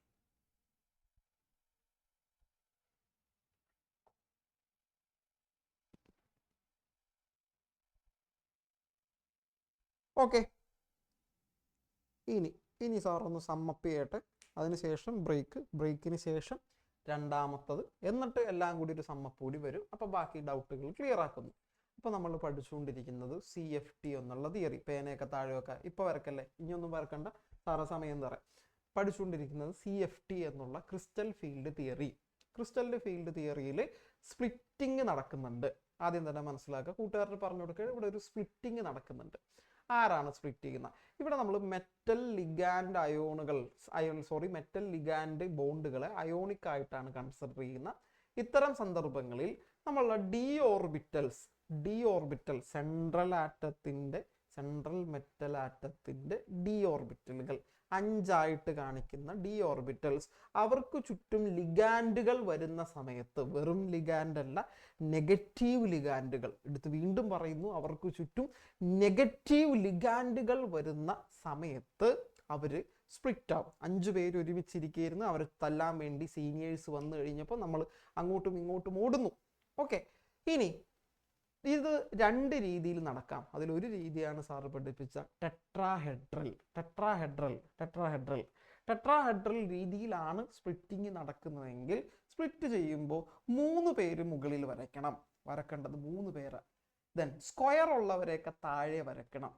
ഈ 3 പേരുടെ സെറ്റിനെ വിളിക്കുന്ന പേരാണ് T2 എന്ന് വിളിക്കുന്നു. താഴെ വരക്കുന്നവനെ E എന്ന് നമ്മൾ നോട്ട് ചെയ്യുന്നു. ഇവർക്കിടയിലുള്ള ഈ ഗ്യാപ്പ്, എനർജി ഗ്യാപ്പ്, ഇതാണ് എനർജി ഗ്യാപ്പ്. അതിന് നമുക്ക് ഡെൽറ്റ T എന്ന് കാണിക്കാം. അവർക്കിടയിലുള്ള എനർജിയിലുള്ള വ്യത്യാസം. കാരണം നമുക്കറിയാം മുകളിലുള്ളവർക്ക് എനർജി കൂടുതൽ താഴെയുള്ളവനെ അപേക്ഷിച്ച് നോക്കുമ്പോൾ. അപ്പോൾ അവർക്കിടയിൽ ഒരു എനർജി ഡിഫറൻസ് ഉണ്ട്. ആ എനർജി ഡിഫറൻസ് കാണിക്കാൻ ഡെൽറ്റ ടി. ടി എന്തിനെ സൂചിപ്പിക്കുന്നു? ടൈം അല്ല, ഇത് ഫിസിക്സ് അല്ല, കെമിസ്ട്രിയാണ്. ടി എന്തിനെ സൂചിപ്പിക്കുന്നു? ഇത് ടെട്രാഹെഡ്രൽ ആണെന്ന് കാണിക്കാൻ വേണ്ടി നമ്മൾ ടി യൂസ് ചെയ്യുന്നു. ഇത്രയും കാര്യങ്ങളാണ് സാറ് പറഞ്ഞിരിക്കുന്നത്. ഇത്രയും കാര്യങ്ങൾ ഓക്കെ അല്ലേ? ഓക്കെ അല്ലേ? ഓക്കെ അല്ലേ? ഓക്കെ അല്ലേ? ഓക്കെ അല്ലേ? ഓക്കെ അല്ലേ? ഇനി ഒരു ടൈപ്പ് കൂടിയുണ്ട്, അത് സമയമില്ല സാറേ, അത് നമുക്ക് ബ്രേക്കിന് ശേഷം എടുക്കാം. എന്നിട്ട് ഇതിൻ്റെ ഒരു കമ്പാരിസണും ഉണ്ട്, എങ്കിലേ ബാക്കി കുറച്ച് പെൻഡിങ് നിൽക്കുന്ന കാര്യം കൂടി തീരുള്ളൂ. ഓക്കെ, ഒരു 10 മിനിറ്റ്സ് ബ്രേക്ക്. ഓക്കെ മക്കളെ, ബ്രേക്ക് അവസാനിച്ചിട്ടുണ്ട്. എല്ലാവരും തിരിച്ചെത്താം. എല്ലാവരും വേഗം വീഡിയോ ഓൺ ചെയ്യുക. എല്ലാവരും വേഗം വീഡിയോ ഓൺ ചെയ്യുക. വേഗം വേഗം വേഗം വേഗം വേഗം വേഗം വേഗം. നമ്മൾ ബ്രേക്ക് മുമ്പ് പഠിച്ചുകൊണ്ടിരുന്ന കാര്യങ്ങളൊക്കെ ഒന്ന് മൈൻഡിലേക്ക് എടുക്കട്ടോ. അറേഞ്ച്മെന്റ് ഒക്കെ പ്രോപ്പർ ആക്കി നേരത്തെ ഇരുന്നിരുന്ന പോലെ തന്നെ പക്കയായിട്ടിരിക്കുക. ഓക്കെ അല്ലേ സാറേ? ഓക്കെ, അപ്പോൾ നമ്മൾ ഇത്രയും കാര്യങ്ങളാണ് കഴിഞ്ഞ ബ്രേക്കിന് മുമ്പ് നമ്മൾ പഠിച്ചുകൊണ്ടിരുന്നത്. സാറ് വേഗം ഒന്ന് പറയുന്നു. CFT എന്നുള്ള ടോപ്പിക്കാണ്, ക്രിസ്റ്റൽ ഫീൽഡ് തിയറി. അതിൽ നമ്മൾ പറയുന്നത് ഇത്രയേ ഉള്ളൂ. നമ്മൾ ലിഗാൻഡുകൾ വരുന്ന സമയത്ത് മെറ്റൽ ആറ്റങ്ങളുടെ, സെൻട്രൽ മെറ്റൽ ആറ്റങ്ങളിലേക്ക് ലിഗാൻഡ് വരുന്ന സമയത്ത് അവരുടെ ഡി ഓർബിറ്റൽസ് ഡീജനറേറ്റ് എന്നറിയപ്പെടുന്നു. ഡീജനറൻസി അല്ലെങ്കിൽ ഡീജനറേറ്റ് എന്ന് പറയുന്നു. ഡീജനറേറ്റ് എന്ന് പറഞ്ഞ ഇത്രയേ ഉള്ളൂ. അവരുടെ എനർജീസ് സെയിം ആയിരിക്കും. 5 ഓർബിറ്റലുകളുടെയും എനർജി സെയിം. അപ്പൊ അവരെ ഡീജനറേറ്റ് എന്ന് വിളിക്കുന്നു. അതിന് നമുക്ക് ഡീജനറൻസി അതുകൂടി സാറ് ആഡ് ചെയ്യുന്നതാണ്. ആ ഒരു പ്രോപ്പർട്ടി, ആ ഒരു സിമ്മട്രി അതിനകത്ത് കാണിക്കുന്ന ആ ഒരു ഒത്തൊരുമ, 5 പേരുടെയും എനർജി സെയിം ആയിട്ട് നിൽക്കുന്നതിൽ കാണിക്കുന്ന ആ ഒരു ഇതിന് ഡീജനറൻസി എന്ന് പറയുന്നു. പക്ഷേ ഇവരെ തല്ലാൻ വേണ്ടി ചുറ്റും ആര് വരുന്നു? ഇവരെ തല്ലാൻ വേണ്ടി ആര് വരുന്നു? നമ്മളുടെ ലിഗാൻഡുകൾ. പ്രത്യേകം പറയുന്നു, നെഗറ്റീവ് ലിഗാൻസ് വരുന്ന സമയത്ത് ഇവർ സ്പ്ലിറ്റ് ആവും. ഇവർ സ്പ്ലിറ്റ് ആവുമ്പോൾ ടെട്രാഹെഡ്രൽ മാതൃകയിലാണ് ഇവർ സ്പ്ലിറ്റ് ആവുന്നതെങ്കിൽ ഈ പറയുന്ന 3 ഓർബിറ്റൽസ് മുകളിലും 2 ഓർബിറ്റൽസ് താഴെയുമായിരിക്കും. ഏതൊക്കെയാണ് മുകളിൽ, ഏതൊക്കെയാണ് താഴെ എന്ന് നോക്കുക. ഇവർക്കിടയിലുള്ള എനർജി ഡിഫറൻസ്, എനർജി ഗ്യാപ്പിനെ ഡെൽറ്റ ടി കൊണ്ട് മാർക്ക് ചെയ്യുന്നു. ടി എന്തിനെ സൂചിപ്പിക്കുന്നു? ടി ടെട്രാഹെഡ്രൽ എന്ന് കാണിക്കാൻ സൂചിപ്പിക്കുന്നു.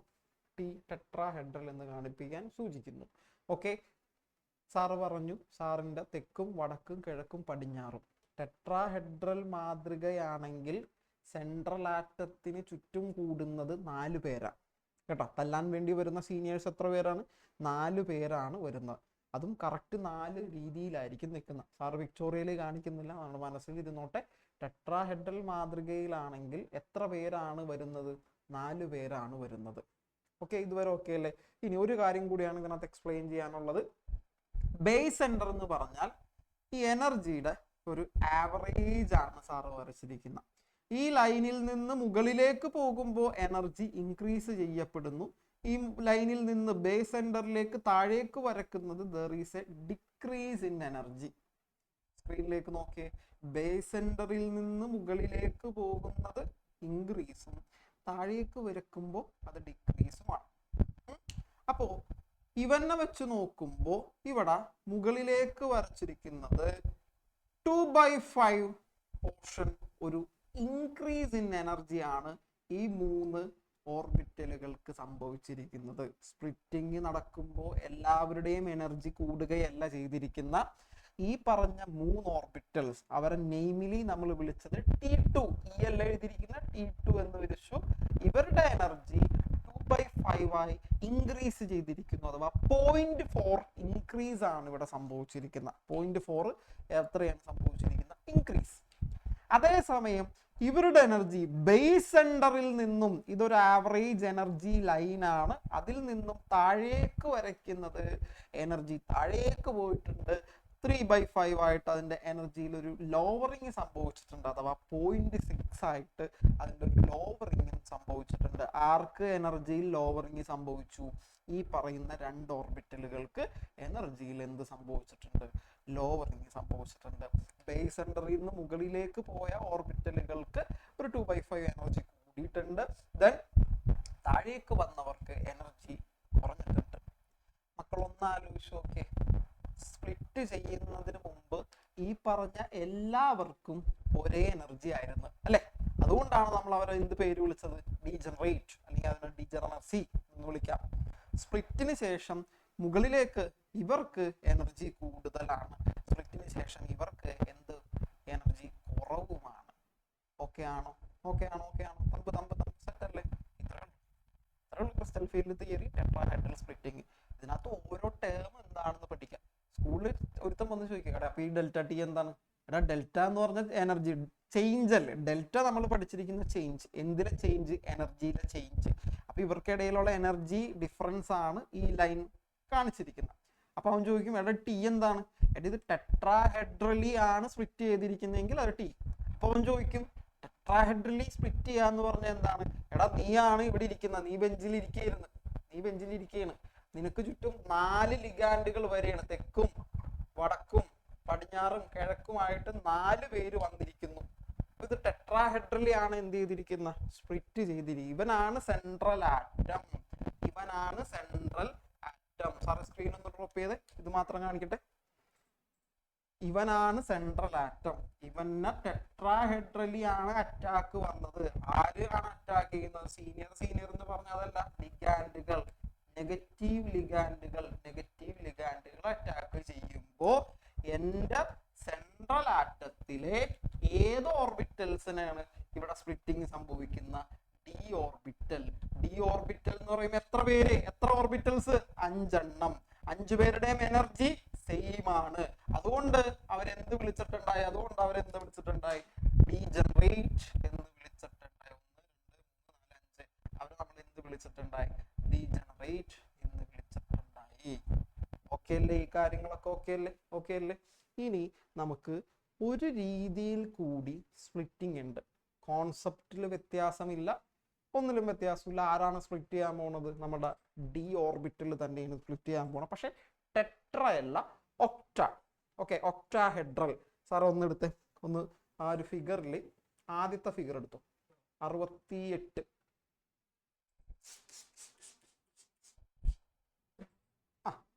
നമ്മൾ ഇനി പഠിക്കാൻ പോകുന്നത് ഒക്ടാഹെഡ്രൽ സ്പ്ലിറ്റിംഗ് ആണ്. ഒക്ട എന്ന് കേൾക്കുമ്പോൾ തന്നെ നമ്മുടെ മനസ്സിൽ 8 എന്ന് വരും. പക്ഷേ ഇവിടെ 8 പേരല്ല അതല്ലാൻ വരുന്നത്. ഒക്ടാഹെഡ്രൽ എന്ന് പറയുമ്പോൾ സെൻട്രൽ ആറ്റത്തിന് ചുറ്റും 6 പേരാണ് വരിക.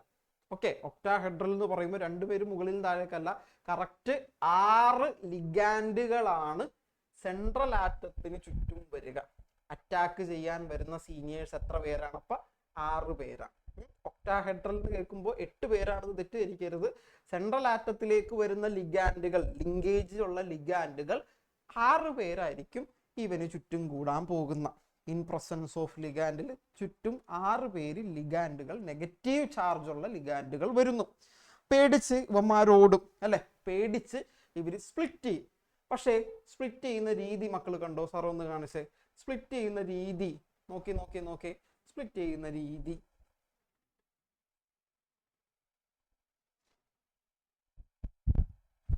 ഇവിടെ നേരത്തെ വരച്ചതിന്റെ റിവേഴ്സ്. മുകളിൽ എത്ര പേര്? 2 പേര്. താഴെ എത്ര പേര്? 3 പേര്. മുകളിൽ ആരൊക്കെ?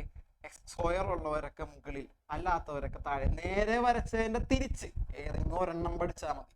ഏതെങ്കിലും ഒരെണ്ണം പഠിച്ചിട്ട് അതൊന്ന് തിരിച്ചു വരയ്ക്കണം എന്ന് ആലോചിച്ചാൽ മതി. നേരത്തെ വരച്ചപ്പോൾ ഇവിടെ 3 പേരും താഴെ 2 പേരുമായിരുന്നു. അവരെ സാർ നേരെ റിവേഴ്സ് ചെയ്തു.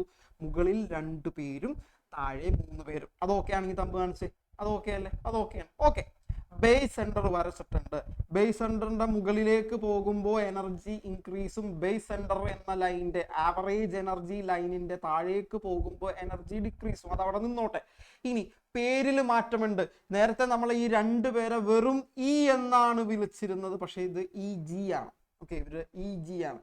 ജി ഒക്കെ കൊടുക്കാൻ കാരണമുണ്ട്, പക്ഷെ നമുക്ക് അത്രയും ഡെപ്തിൽ പഠിക്കാനില്ല. പക്ഷേ വെറുതെ നോട്ട് ചെയ്താൽ മതി. ഇവരുടെ എനർജി നോട്ട് ചെയ്യുന്നത് ഇ ജി എന്നും. എത്ര പേരുണ്ട്? 2 പേര്. അപ്പൊ ഇ ജി എന്ന് ഓർക്കാം. ഇവിടെ എത്ര പേരുണ്ട്? 3 പേര് അല്ലെ? 3. T2G 3 പേരുണ്ട്. അവരുടെ പേരും അങ്ങനെ തന്നെ, T2G എന്ന് ഓർക്കാം. നേരത്തെ പേരിൽ T2 മാത്രമേ ഉണ്ടായുള്ളൂ. ഇവിടെ ഒരു ജി ചേർത്ത് കൊടുത്തു. നേരത്തെ പഠിച്ചപ്പോൾ ഇവരുടെ പേരിൽ ഒരു ജി ഉണ്ടായില്ല, ഇവിടെ ജി ചേർത്ത് കൊടുത്തു, അത്രേ ഉള്ളൂ. ഓക്കെ ആണോ? ഓക്കെ ആണെങ്കിൽ തമ്പ് സാറ് വെറുതെ പറയണേണ്, ആവശ്യമില്ല, വെറുതെ പറയണേണ്. ജി ചേർത്ത് കൊടുക്കാൻ ഒരു കാരണമുള്ളത്, ഇവന്റെയും എനർജി സെയിം ആണ്. ഈ 3 പേരുടെ എനർജി സെയിം ആണ്. ഇവരുടെയും എനർജി സെയിം അല്ല, പക്ഷെ ഈ 2 പേരുടെ എനർജി സിമെട്രിക്കൽ ആണ്, ഈ 3 പേരുടെ എനർജി സിമെട്രിക്കൽ ആയതുകൊണ്ടാണ് ഇവിടെ ജി. ഒക്ടാഹെഡ്രൽ സ്പ്ലിറ്റിംഗ് ഉള്ളപ്പോ ഇവരുടെ എനർജീസ് സിമെട്രിക്കൽ ആണെന്ന് ഉറപ്പിച്ച് പറയാൻ പറ്റും, അതുകൊണ്ട് നമുക്ക് ജി. ടെട്രാഹെഡ്രലിൽ അത് പറ്റൂല, അതുകൊണ്ടാണ് അവിടെ ജി കൊടുക്കാത്ത. പഠിക്കണ്ട, ഞാൻ വെറുതെ പറഞ്ഞുള്ളൂ, മക്കള് പേര് മാത്രം നോക്കിയാൽ മതി. ഈ 2 പേരുടെ പേര് EG, ദെൻ ഈ 3 പേര് T2G. ദെൻ ആർക്കെങ്കിലും പറയാൻ പറ്റൂ, ഇവിടെ ഡെൽറ്റ ടിക്ക് പകരം ഡെൽറ്റ O കൊടുത്തു, ഈ O എന്താണ്? ആർക്കും അറിയാം? സാറേ ഫസ്റ്റ് റോയിൽ ആര്യന്റെ ഇപ്പുറത്തിരിക്കുന്ന ആള് പ്രണവായി, ഇവിടെ ഡെൽറ്റ ടി ആണ് ചേർത്ത് പഠിച്ചത്, ഇത് പഠിച്ചപ്പോൾ ഡെൽറ്റ O ആയി. എന്താണ് കാര്യം? O എന്തിനെ സൂചിപ്പിക്കുന്നു?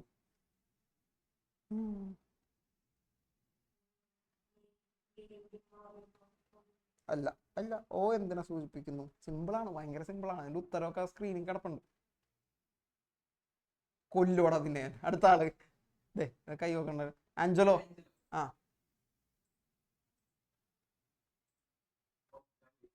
ഒക്ടാഹെഡ്രലി. നേരത്തെ തൊട്ട് മുന്നേ പ്രണവേ നോക്കിയടാ, ഡെൽറ്റ ടി എന്ന് പറഞ്ഞപ്പോ സാറ് പറഞ്ഞു ടി ടെട്രാഹെഡ്രലിനെ സൂചിപ്പിക്കുന്നു. ഡെൽറ്റ O എന്ന് കാണിച്ചാൽ ടീച്ചർക്ക് മനസ്സിലാവണം ഇത് ഏത് സ്പ്ലിറ്റിംഗ് ആണ്, ഒക്ടാഹെഡ്രൽ സ്പ്ലിറ്റിംഗ് ആണ്, അതുകൊണ്ട് അവിടെ O കൊടുത്തു. ഓക്കെ ആണെങ്കിൽ തമ്പ്, ഓക്കെ അല്ലേ? ഇനി ഇവിടെ എനർജി ഇൻക്രീസ് വന്നിട്ടുണ്ട്. ബേസ് സെന്റർ ആവറേജ് എനർജിയിൽ നിന്നും മുകളിലേക്ക് വരച്ചിരിക്കുന്ന ഇവരുടെ എനർജി 3/5 ആയി കൂടി, 0.6 അഥവാ 0.6 ആയിട്ട് കൂടി. ഇവരുടെ എനർജിയിൽ കുറവ് സംഭവിച്ചിട്ടുണ്ട്, ആവറേജ് എനർജിയിൽ നിന്നും കുറവ് സംഭവിച്ചിട്ടുണ്ട്. 2/5 കുറവ്, 0.4 ആയിട്ട് കുറഞ്ഞിരിക്കുന്നു. ഓക്കെ. ഒക്ടാഹെഡ്രൽ, ഇവിടെ ഒരു നോട്ട് കൂടി എഴുതിയിട്ടുണ്ട്. ഒക്ടാഹെഡ്രൽ സ്പ്ലിറ്റിങ്ങിന്റെ സമയത്ത് ചുറ്റും എത്ര പേരാണ്? 6 ലിഗാൻഡ്. 8 എന്ന് കരുതിയത് 8 സെൻട്രൽ ആറ്റത്തിന് ചുറ്റും ഒരാളിരിക്കുന്നു തല്ലാൻ വേണ്ടി. ചുറ്റും എത്ര പേര്? 6 പേരാണ് വരുന്നത്. ടെട്രയാണെങ്കിൽ, ടെട്ര സൂചിപ്പിക്കുകയാണെങ്കിൽ 4 ആണ്. ചുറ്റും എത്ര പേര് വരുന്നു? 4 പേരാണ് വരുന്നത്. ഇങ്ങനെ വരുമ്പോഴാണ് സ്പ്ലിറ്റിങ് സംഭവിക്കുന്നത്. ഇതേപോലെ വരച്ച് കാണിക്കാനായിട്ട് പറ്റണം. ഓക്കെ, ഇതുവരെ ഓക്കെ ആണെങ്കിൽ ഓക്കെ. ഇനി സാറ് സ്ക്രീൻ ഒന്ന് ഡ്രോപ്പ് ചെയ്ത്, ഇവര് CFTയിൽ പറയുന്ന ഒരു കാര്യമുണ്ട്, നിങ്ങളുടെ നോട്ടിൽ അത് ഉണ്ടാവും. സാറ് ആ സ്ലൈഡ് സെറ്റ് ചെയ്തിട്ടില്ല, ആ സ്ലൈഡിൽ ഒരു പോരായ്മ സാറിൻ്റെ ഉണ്ട്. ഇവര് CFTയിൽ പറയുന്നൊരു കാര്യം, നെഗറ്റീവ് ലിഗാൻഡുകളാണ് എന്ത്? നെഗറ്റീവ് ലിഗാൻഡ്സ് ആണ് സ്പ്ലിറ്റിങ്ങിന് കാരണം. ഓക്കെ, അതേപോലെ ന്യൂട്രൽ ലിഗാൻഡ്സും ഉണ്ടാകും. നെഗറ്റീവ് ലിഗാൻഡ്സും ഉണ്ട്, ന്യൂട്രൽ ലിഗാൻഡ്സും ഉണ്ട്. നെഗറ്റീവ് ലിഗാൻഡ്സ് വരുമ്പോഴാണല്ലോ നമുക്ക് സ്പ്ലിറ്റ് ചെയ്ത്. ഈ നെഗറ്റീവ് ലിഗാൻഡ്സിൽ ഇവര് അനയോൺസ് ആയിട്ടാണ് കാണുന്നത്. നെഗറ്റീവ് ലിഗാൻഡ്സുകളെ CFT പ്രകാരം ഇവർ അനയോൺസ് ആയിട്ടാണ് കാണുന്നത്. ന്യൂട്രൽ, ചാർജ് ഇല്ലാത്ത ന്യൂട്രൽ ലിഗാൻഡ്സുകളെ ഇവര് ഡൈപോൾസ് ആയിട്ടാണ് കാണുന്നത്. ഡൈപോൾ മൊമെന്റ് ഒക്കെ നമ്മൾ ഫസ്റ്റ് ഇയറിലാണ് പഠിക്കുന്ന, സമയം കളയുന്നില്ല, ജസ്റ്റ് ഒന്ന് മനസ്സിൽ വെക്കുക. CFT പ്രകാരം നെഗറ്റീവ് ലിഗാൻഡുകളെ ആനയോൺസും ന്യൂട്രൽ ലിഗാൻഡുകളെ ഡൈപോൾസുമായിട്ടാണ് കാണുന്നത്. നെഗറ്റീവ് ലിഗാൻഡ്സുകളെ ഇതും, ന്യൂട്രൽ ലിഗാൻഡ്സുകളെ ഡൈപോൾസും. അതൊന്ന് മനസ്സിൽ വെച്ചിരിക്കാം. ഇനി ചില ആളുകൾ സ്ട്രോങ് ലിഗാൻഡ്സ് ഉണ്ട്, ചില ആളുകൾ വീക്ക് ലിഗാൻഡ്സ് ഉണ്ട്. അതാണ് സാറ് പറയാൻ പോണത്. ലിഗാൻഡുകൾ തന്നെ സ്ട്രോങ് ലിഗാൻഡ്സും ഉണ്ട്, വീക്ക് ലിഗാൻഡും ഉണ്ട്. ഇത്രയേ ഉള്ളൂ. നെഗറ്റീവ് ഫീൽഡ് കൂടുതലുള്ളവർ സ്ട്രോങ് ആണ്. സ്പ്ലിറ്റിങ് കൂടുതലാക്കാൻ പറ്റുമെന്നല്ല സാറ് പറഞ്ഞ, നെഗറ്റീവ് ഫീൽഡ് കൂടുതലുള്ള ആളുകൾ സ്ട്രോങ് ആയിരിക്കും. താരതമ്യേന നെഗറ്റീവ് ഫീൽഡ് കുറവുള്ള ആളുകൾ വീക്ക് ആയിരിക്കും. ആ ഹെഡിങ് ഒന്ന് കാണിച്ചേ സാറ്, ഹെഡിങ് ഒന്ന് കാണിച്ചേ, സ്ലൈഡ് ഒന്ന് കാണിച്ചു. Weak and strong ligands. Okay, ഇതൊക്കെ നമുക്ക് ഇതിൻ്റെ കണക്ട് ചെയ്ത് കൊണ്ടുവരാനേ പറ്റുള്ളൂ. പോയിന്റ്സ് ഒക്കെ കൂടി നമുക്ക് കണക്ട് ചെയ്ത് കൊണ്ടുവരാനേ പറ്റുള്ളൂ. അപ്പോൾ നോക്കാം, ഒന്നെടുത്തേ. ഇവര് പെയറിംഗ് ഒക്കെ വെച്ച് പറയുന്നു, അതിൻ്റെ ആവശ്യമേ വരുന്നില്ല. സാർ ഇപ്പോൾ പറഞ്ഞിത്രേ ഉള്ളൂ. അടുത്തത് കാണിച്ചു സാറേ. ഓക്കെ, ഇത്ര ഉള്ള ഈ വീക്ക് ലിഗാൻഡും സ്ട്രോങ് ലിഗാൻഡും തമ്മിലുള്ള വ്യത്യാസം സ്ക്രീൻ ഒന്ന് ഡ്രോപ്പ് ചെയ്തോ. വീക്ക് ലിഗാൻഡും സ്ട്രോങ് ലിഗാൻഡും എന്താണെന്ന് ഒരാൾ ചോദിക്കുകയാണെങ്കിൽ ഇത് മനസ്സിലുണ്ടാവാൻ വേണ്ടിയിട്ട് സാറ് പറയുന്നതാണ്.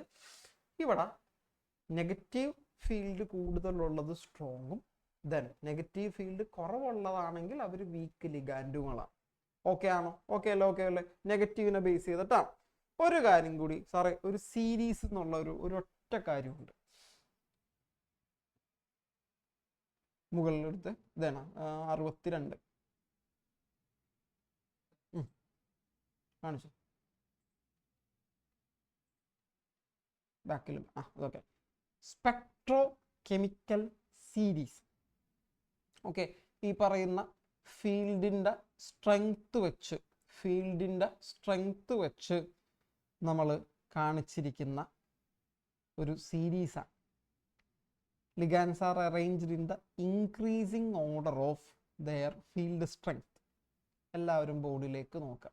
ഇവിടെ Br, SCN-, chlorine, iodine, fluorine ആദ്യത്തേന്ന് അവസാനത്തേലേക്ക് പോകുമ്പോൾ ഫീൽഡ് സ്ട്രെങ്ത് കൂടിയാണ് വരുന്ന. അങ്ങനെ ഫീൽഡ് സ്ട്രെങ്ത്തിൻ്റെ ഇൻക്രീസിങ് ഓർഡറിൽ, സ്ട്രെങ്ത് കൂടി വരുന്ന ഓർഡറിൽ എന്ത് ചെയ്യുന്നു?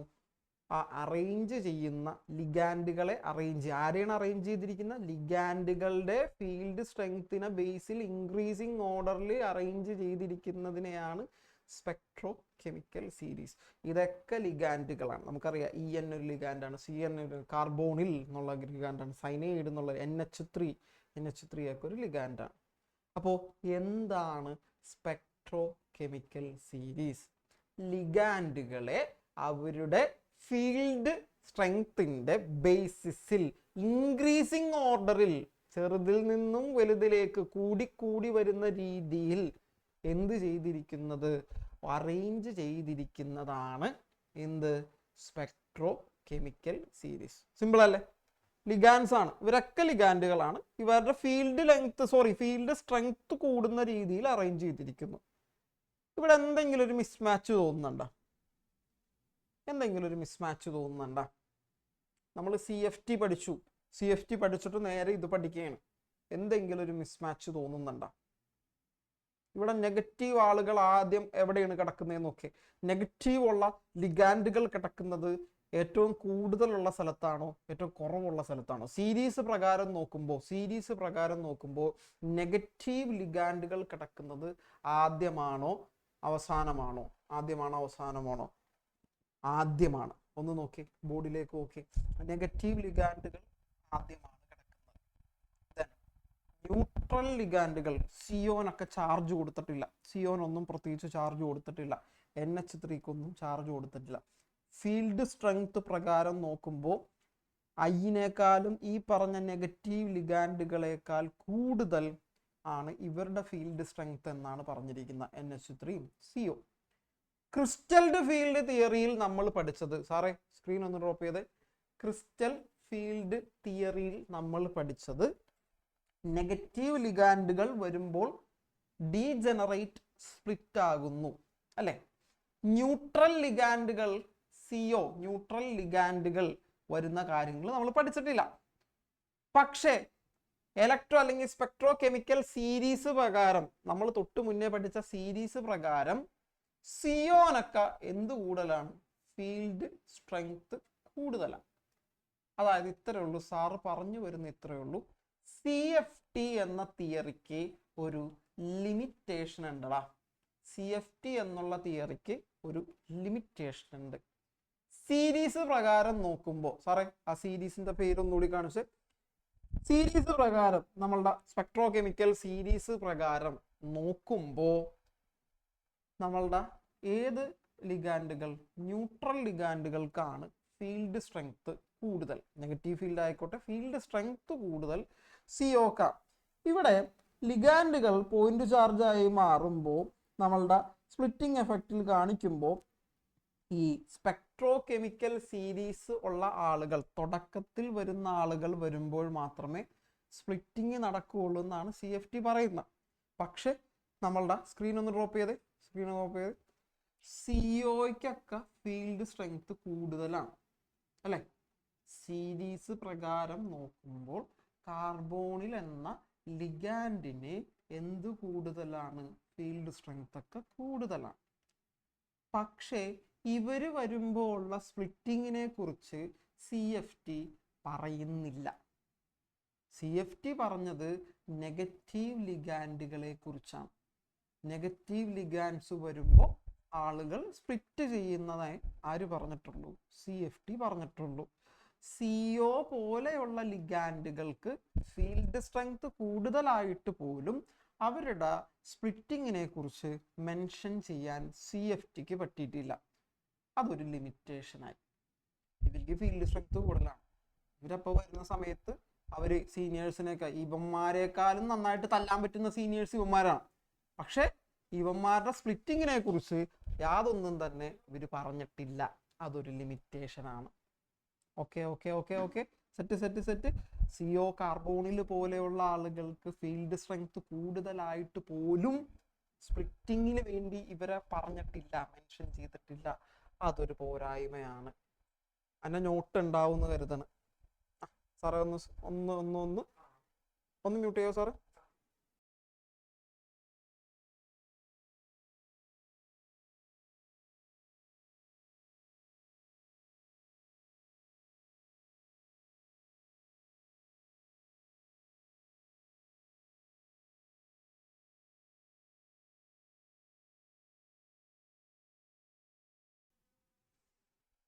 ഓക്കെ മക്കളെ, അപ്പോൾ നമ്മൾ ഇത്രയും നേരം പഠിച്ചുകൊണ്ടിരുന്നത് ടോപ്പിക്ക് CFT ആണ്.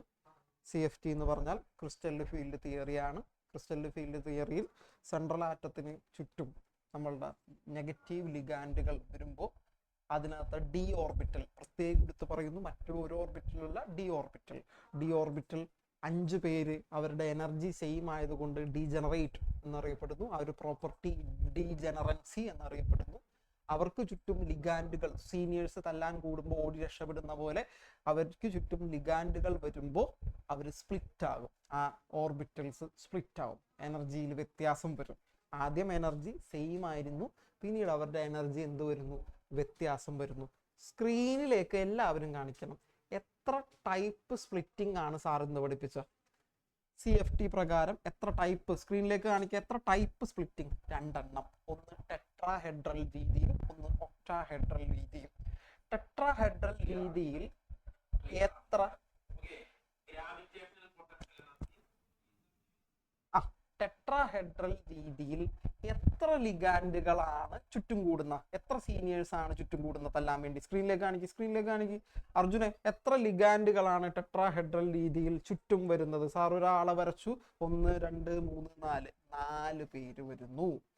ഒക്ടാഹെഡ്രൽ മാതൃകയിലാണെങ്കിൽ നെഗറ്റീവ് ചാർജുള്ള എത്ര ലിഗാൻഡുകളാണ് ചുറ്റും വരുന്ന? 6 പേര് അല്ലെ? 6 പേര് അല്ലെ? 6 പേര് വരുന്നു. ഇങ്ങനെ 6 പേര് ചുറ്റും കൂടുമ്പോൾ ഇവന്മാർക്ക് ഇരിക്കപ്പുറത്തില്ല, ഇവന്മാർ ഓടി രക്ഷപ്പെടും. അപ്പോൾ ചിലവർക്ക് എനർജി കൂടും, ചിലവർക്ക് എനർജി കുറയും. ഇങ്ങനെ ഒരു ലൈൻ സാറ് വരച്ചിരുന്നു. അതിനെ വിളിക്കുന്ന പേരെന്തായിരുന്നു? ഇങ്ങനെ വരക്കുന്ന, പിന്നെ മുകളിലേക്ക് ഇൻക്രീസും താഴേക്ക് ഡിക്രീസും വരുമ്പോൾ ഇങ്ങനെ മുകളിലേക്കും താഴേക്കും വരച്ചു കാണിച്ചു. ഈ ലൈനിനെ വിളിക്കുന്ന, ആവറേജ് എനർജി ലൈനിനെ വിളിക്കുന്ന പേരായിരുന്നു നമ്മളുടെ ബേസ് സെന്റർ. കാണാലോ, ബേസ് സെന്റർ. ബേസ് സെന്ററിന്റെ മുകളിലേക്കുള്ളതൊക്കെ എനർജി ഇൻക്രീസ് വരുന്നു, താഴേക്കുള്ളതൊക്കെ ഡിക്രീസ് വരുന്നു. ഈ ഒരു ലൈൻ ഗ്യാപ്പ്, താഴെ കുറച്ച് പേരുണ്ടാവും, മുകളിൽ കുറച്ച് പേരുണ്ടാവും. ഈ ഒരു ലൈൻ ഗ്യാപ്പിന് നമ്മൾ ഡെൽറ്റ വെച്ച് കാണിക്കുന്നു. ഈ ഡെൽറ്റ എന്തിനാണ് സൂചിപ്പിക്കുന്ന? എനർജിയിലെ ഡിഫറൻസ് അല്ലെ? എനർജിയിലെ ഡിഫറൻസ്. ഡെൽറ്റ O ആണെങ്കിൽ അത് ഒക്ട ആണ്. ദെൻ ഡെൽറ്റ ടി ആണെങ്കിൽ അത് ഏതാണ്? ടെട്രാഹെഡ്രൽ ആണ്. ഏതാണ്? ടെട്രാഹെഡ്രൽ. ഇതൊക്കെ ഓക്കെ അല്ലേ? ഇനി 3 പേരുള്ളപ്പോ ഒക്ടയിൽ കൊടുത്ത പേരല്ല മറ്റേതിൽ കൊടുത്തത്. 3 പേരുള്ളതിന്റെ T2G എന്ന് കൊടുത്തിട്ടുണ്ടായി, T2G കൊടുത്തിട്ടുണ്ടായി, ദെൻ EG കൊടുത്തിട്ടുണ്ടായി. EG പേരുകൾ കൊടുത്തതാണ്, അത് മറന്നു പോകരുത്. അതേത് മാതൃകയിലായിരുന്നു? ഒക്ട്രാ മാതൃകയിൽ. ദെൻ ടെട്രാ മാതൃകയിലാണെങ്കിൽ T2 എന്നും E എന്നും മാത്രമേ കൊടുത്തുള്ളൂ. അതിന്റെ റീസൺ സാറ് പറഞ്ഞ്, പക്ഷെ അത് നമുക്ക് പഠിക്കാനില്ല. റീസൺ സാർ എക്സ്ട്രാ ആഡ് ചെയ്താണ്, പഠിക്കാനില്ല. T2G യും EG എന്നാണ് ഓരോ സെറ്റുകൾക്ക് കൊടുത്തത്. ടെട്രക്ക് കൊടുത്തത് T2E എന്നും കൊടുത്തു. ഇത്രയും കാര്യങ്ങളൊക്കെയാണ് നമ്മളുള്ളത്. പിന്നെ സ്പെക്ട്രോ കെമിക്കൽ സീരീസിൽ ആ സീരീസ് പ്രകാരം ലിഗാൻഡുകളെ എന്ത് ചെയ്തിരിക്കുന്നു? അറേഞ്ച് ചെയ്തിരിക്കുന്നു. എന്തിന്റെ ബേസിൽ? Ligands arranged basis of field strength. അവരെങ്ങനെയാണ് അറേഞ്ച് ചെയ്തിരിക്കുന്ന? ഇൻക്രീസിങ് ഓർഡറിൽ, അതായത് സ്ട്രെങ്ത് കൂടി വരുന്ന രീതിയിൽ ഫീൽഡ് സ്ട്രെങ്ത്തിന്റെ ബേസിസിൽ ലിഗാൻഡുകളെ അറേഞ്ച് ചെയ്തിരിക്കുന്ന സീരീസ് ആയിരുന്നു സ്പെക്ട്രോ കെമിക്കൽ സീരീസ്. ഓക്കെ ആണെങ്കിൽ തമ്പ് സ്പെക്ട്രോ കെമിക്കൽ സീരീസ്. അവിടെ ഒരു ഇത് പറഞ്ഞായിരുന്നു, CO എന്ന് പറഞ്ഞാൽ കാർബൺ മോണോക്സൈഡ് അല്ല, ഇവിടെ നമ്മളുള്ളത് കാർബോണിൽ ഗ്രൂപ്പാണ്. ഇതൊരു ലിഗാൻഡാണ്, പക്ഷെ ഇയാളൊരു ന്യൂട്രൽ ലിഗാൻഡാണ്. ഇയാളുടെ സ്പ്ലിറ്റിംഗ് ഒന്നും CFTയിൽ പറഞ്ഞിട്ടില്ല. ഇയാളുടെ ബേസ് ചെയ്തുള്ള സ്വിഫ്റ്റിംഗ് ഒന്നും സീരീസ് പ്രകാരം നോക്കുമ്പോൾ ഇത്രയും സ്ട്രെങ്ത് ഉള്ള ആളാണ്, പക്ഷെ സ്പ്ലിറ്റിംഗ് ഒന്നും CFTയിൽ പറഞ്ഞിട്ടില്ല. അപ്പോൾ അതൊരു ലിമിറ്റേഷനായി. ഇത്രയും കാര്യങ്ങളാണ് നമുക്കുള്ളത്. ഇതിൻ്റെ ആപ്ലിക്കേഷൻസ് നോക്കിയിട്ടില്ല, കളേർഡ് കോമ്പൗണ്ട്സ് ഒക്കെ ഉണ്ടാവും കാര്യങ്ങൾ നോക്കിയിട്ടില്ല. അങ്ങനെ കുറച്ച് കാര്യങ്ങൾ ഇതിൻ്റെ ബേസ് ചെയ്തൊക്കെ വരുന്നുണ്ട്, കളർ ബേസ് ചെയ്തൊക്കെ വരുന്നുണ്ട്. ഇതുവരെ ഓക്കെ ആണെങ്കിൽ ടാറ്റ. തൊട്ട് മുന്നേ വാലൻസ് ബോണ്ട് തിയറി പഠിച്ചു. VB തിയറി എത്ര point? 5 point. 5 point VB theory. Applications പറഞ്ഞു, എടുത്തിട്ടില്ല, പറഞ്ഞു. ഓക്കെ, സാറേ ഒന്ന് മ്യൂട്ട് ചെയ്തേ.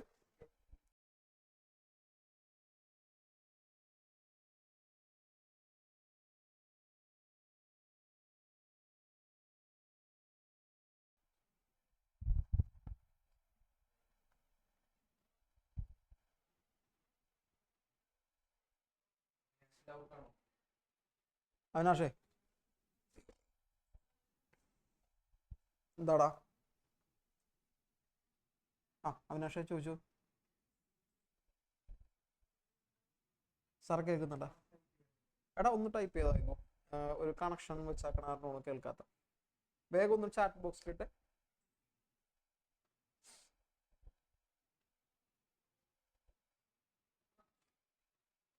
സാർ ഞാൻ പറയുന്നത് കേൾക്കുന്നില്ല കുട്ടികൾ? മക്കളെ, നിങ്ങൾക്ക് കുറച്ച് കാര്യങ്ങൾ കുറച്ച് കാര്യങ്ങൾ പറയാനായിട്ട് ഇപ്പോൾ തന്നെ ഒരു വിതിൻ ഫ്യൂ മിനിറ്റ്സ് നമ്മൾ അക്കാഡമിക് ഡയറക്ടറായിട്ടുള്ള വിനുമോൾ മിസ് നിങ്ങളൊന്ന് അഡ്രസ്സ് ചെയ്യുന്നുണ്ട് ഇപ്പോൾ തന്നെ കേട്ടോ, വിതിൻ ഫ്യൂ മിനിറ്റ്സ്. അപ്പോൾ എടുത്ത കാര്യങ്ങൾ വേഗം ഒന്ന് വായിച്ച്, VB തിയറി ഒക്കെ വേഗം ഒന്ന് വായിച്ച്. VB theory, CFT.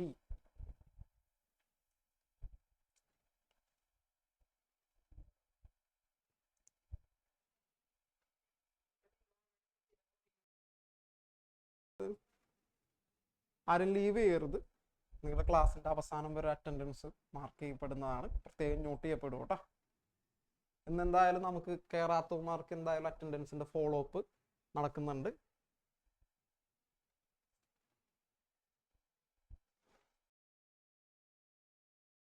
ഞാൻ പറഞ്ഞ വാക്ക് ഞാൻ പാലിക്കാറുണ്ട് എപ്പോഴും. ഒരു ടൈം വെച്ചിട്ടുണ്ടെങ്കിൽ അതിനുള്ളിൽ തന്നെ കാര്യങ്ങൾ. നമ്മൾ 2 തിയറീസ് ആണ് ഉദ്ദേശിച്ചിരുന്ന, valence bond theory, crystal field theory, അത് പറഞ്ഞിട്ടുണ്ട്. ക്ലാസ് പ്രകാരമുള്ള തിയറീസ് നമ്മൾ കംപ്ലീറ്റ് ചെയ്തിട്ടുണ്ട്. ആപ്ലിക്കേഷൻസിന് സെപ്പറേറ്റ് സെഷനാണ് സാർ ഓഫർ ചെയ്താക്കണം. ഏത്? VBTയുടെ ആപ്ലിക്കേഷൻ പ്രത്യേകം എടുത്ത് നമ്മൾ ചെയ്യുന്നു. ദെൻ ഇനി ഈ പാഠത്തിൽ ബാക്കിയുള്ളത് ലിമിറ്റേഷൻസ് വേണമെങ്കിൽ ഒന്നുകൂടി പഠിക്കാം. പിന്നെ കോർഡിനേഷൻ കോമ്പൗണ്ടുകളുടെ ആപ്ലിക്കേഷൻസ്, കളേർഡ് ആയി വരുന്ന ഒരു കാര്യമുണ്ട്. കളർ 4 ക്ലാസ്സുകളെ ആയിട്ടുള്ളൂ. ഓക്കെ, 4 ക്ലാസ്സുകളെ ആയിട്ടുള്ളൂ. ചാപ്റ്റർ പാർട്ടീഷനിങ്ങിൽ 5ഓളം ക്ലാസ്സുകൾ വരുന്ന ഒരു പാഠമാണിത്. അപ്പോൾ ഇത്രയും കാര്യങ്ങൾ വരും. ഇന്ന് നമ്മൾ പഠിച്ചത് octahedral splitting, then tetrahedral splitting, then VBT. അതിന്റെ ആപ്ലിക്കേഷൻ എന്താണ് ആപ്ലിക്കേഷൻ, അത്രയും കാര്യങ്ങൾ. ഓക്കെ, നാളെ കെമിസ്ട്രി ഉള്ള സ്ഥലങ്ങളാണെങ്കിൽ നാളെ ഈ കാര്യങ്ങൾ ചോദിക്കും. ഓക്കെ, ഇന്ന് പഠിച്ച ഇന്നത്തെ ക്ലാസ് മാത്രം, ഇന്നലത്തെ ഇല്ല, അതായത് നോമൻക്ലേച്ചർ ഇല്ല, ഇന്നെടുത്ത CFTയും VBTയും കെമിസ്ട്രി ഉള്ള സെന്ററുകളിൽ നാളെ ഇത് ചോദിക്കും. ഓക്കെ, സെറ്റാണെന്ന് കരുതാണ്. അപ്പോൾ ഇനി എന്തെങ്കിലും ഈ പറഞ്ഞ പോലെ എപ്പോഴെങ്കിലും ഇതുണ്ടെങ്കിൽ സാറ് വന്ന് ക്ലാസ് ഉണ്ടാവും എന്ന് കരുതാം. അപ്പോൾ എല്ലാവരും കാണാം, സെൻറ്ററിലൊക്കെ വരുമ്പോൾ കാണാം. ചാലക്കുടി സെൻറ്റർ സാറ് സ്ഥിരം വരുന്ന സെൻറ്ററാണ്, കാണാൻ പറ്റും, എല്ലാവരും കാണാൻ പറ്റും. സാറ് എന്തെങ്കിലും ഒരു ക്വസ്റ്റ്യൻ ചോദിക്കും. അപ്പോൾ ഇവിടുത്തെ കാര്യങ്ങളൊക്കെ നന്നായിട്ട് നോക്കാം. നല്ലൊരു ദിവസം ഇരിക്കട്ടെ. Have A very nice day. Okay, thank you. Tata.